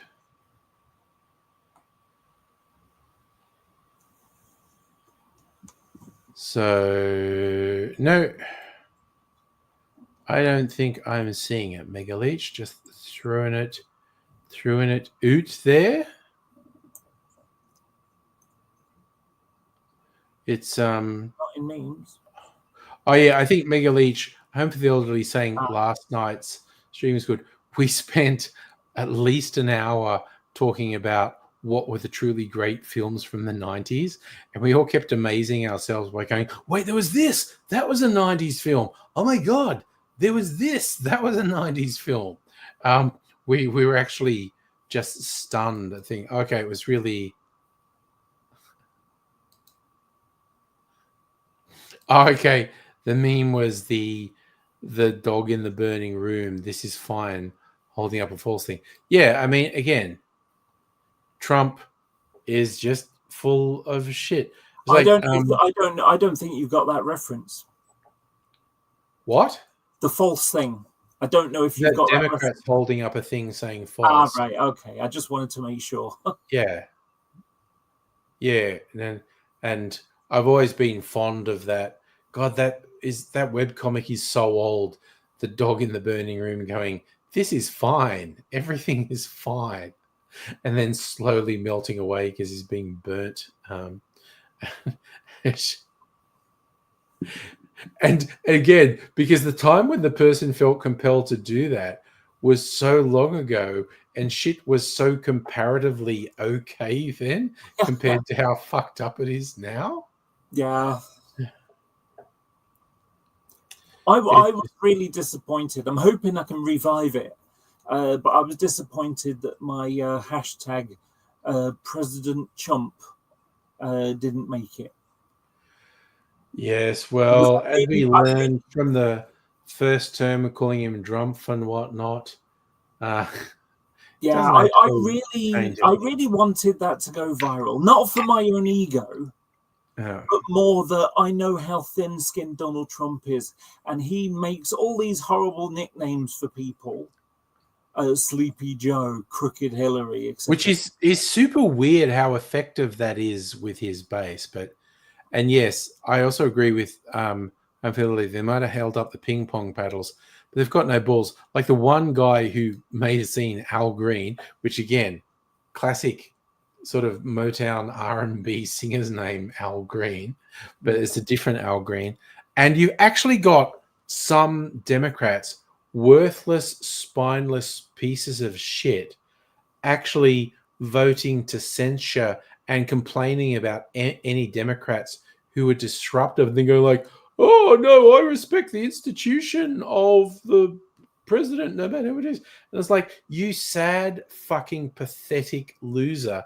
What points do you think you're gaining from anything? Do you think the Republicans are actually going to act responsibly if you say, "I'm going to criticize my own side," who get a bit like, come on, you sad fucking loser, you pathetic piece of shit. The Democrats don't know what to do.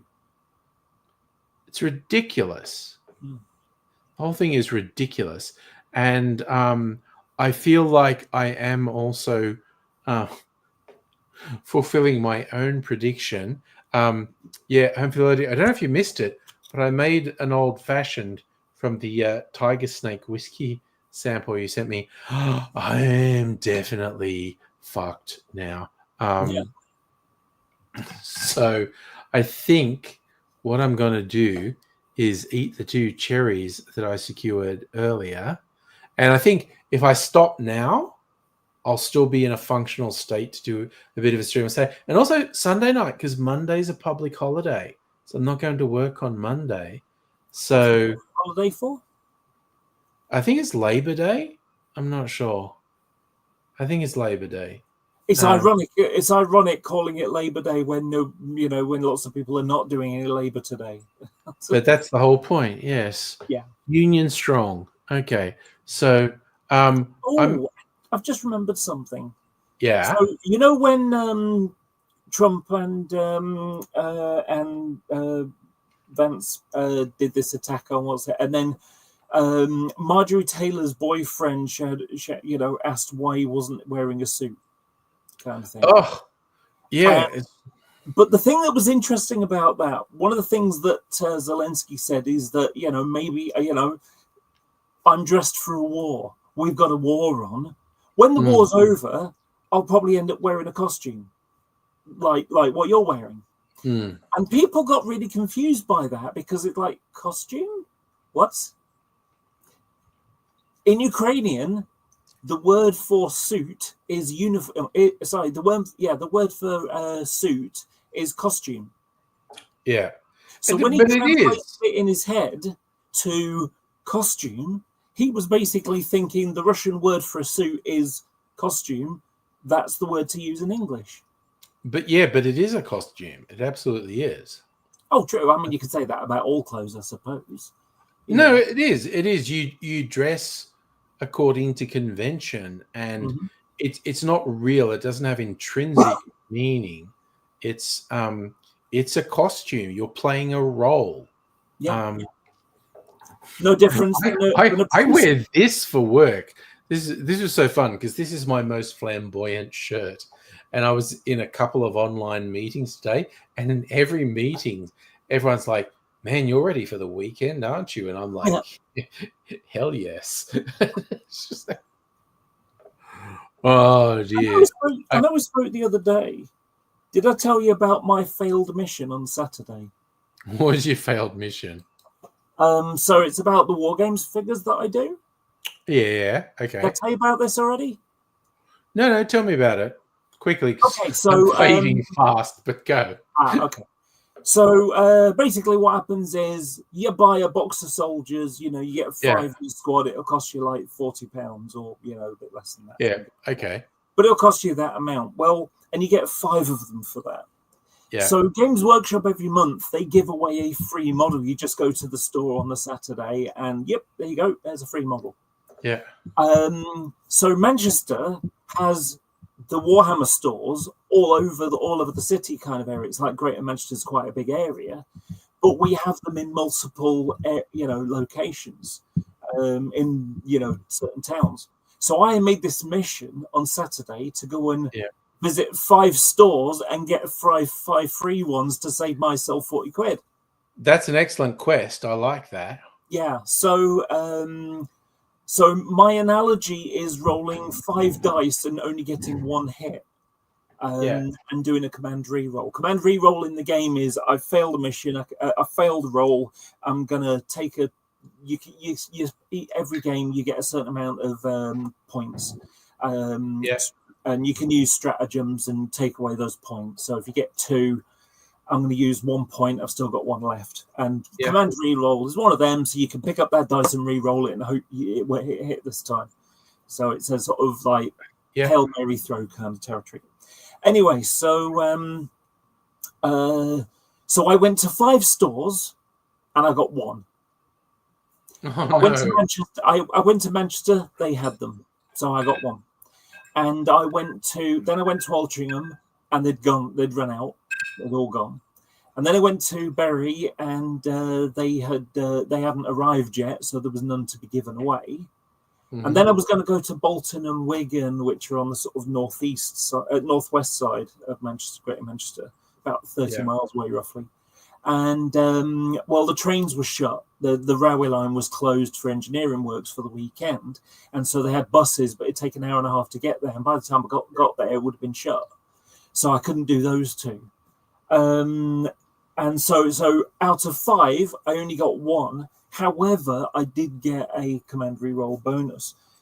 So when effectively they bring out multiple editions of the game. So 4 years later, there's another edition, and they rewrite the rules, and you get like temporary rules, and then you get your army comes out, so you get the book and the instructions on how to use the army, and they also make a combat patrol box. The problem is the new combat patrol is garbage compared to this one, which is the old one. Okay. And I was wanting one of these, but I couldn't get them because everybody was snapping them up because the new one's garbage. It's like, I better top up on those. And so, so I went to Bury and they didn't have anyone, but they did have the last one of these left. So I bought it. £100, that was very expensive, just like a box full of... Oof, okay. All right, I'm saying 9 home for the elderly. Wow. Gosh, you really are old. You're fading that early. Yeah, no, I'm going to go. I'm and actually seeing home for the elderly, saying 9. I'm going to say 9.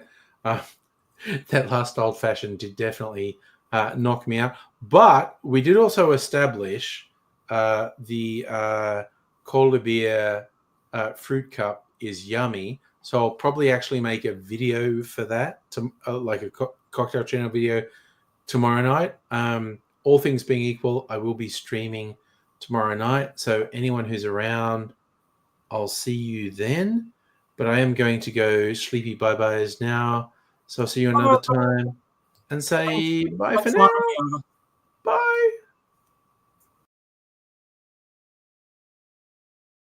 You are totally fucked!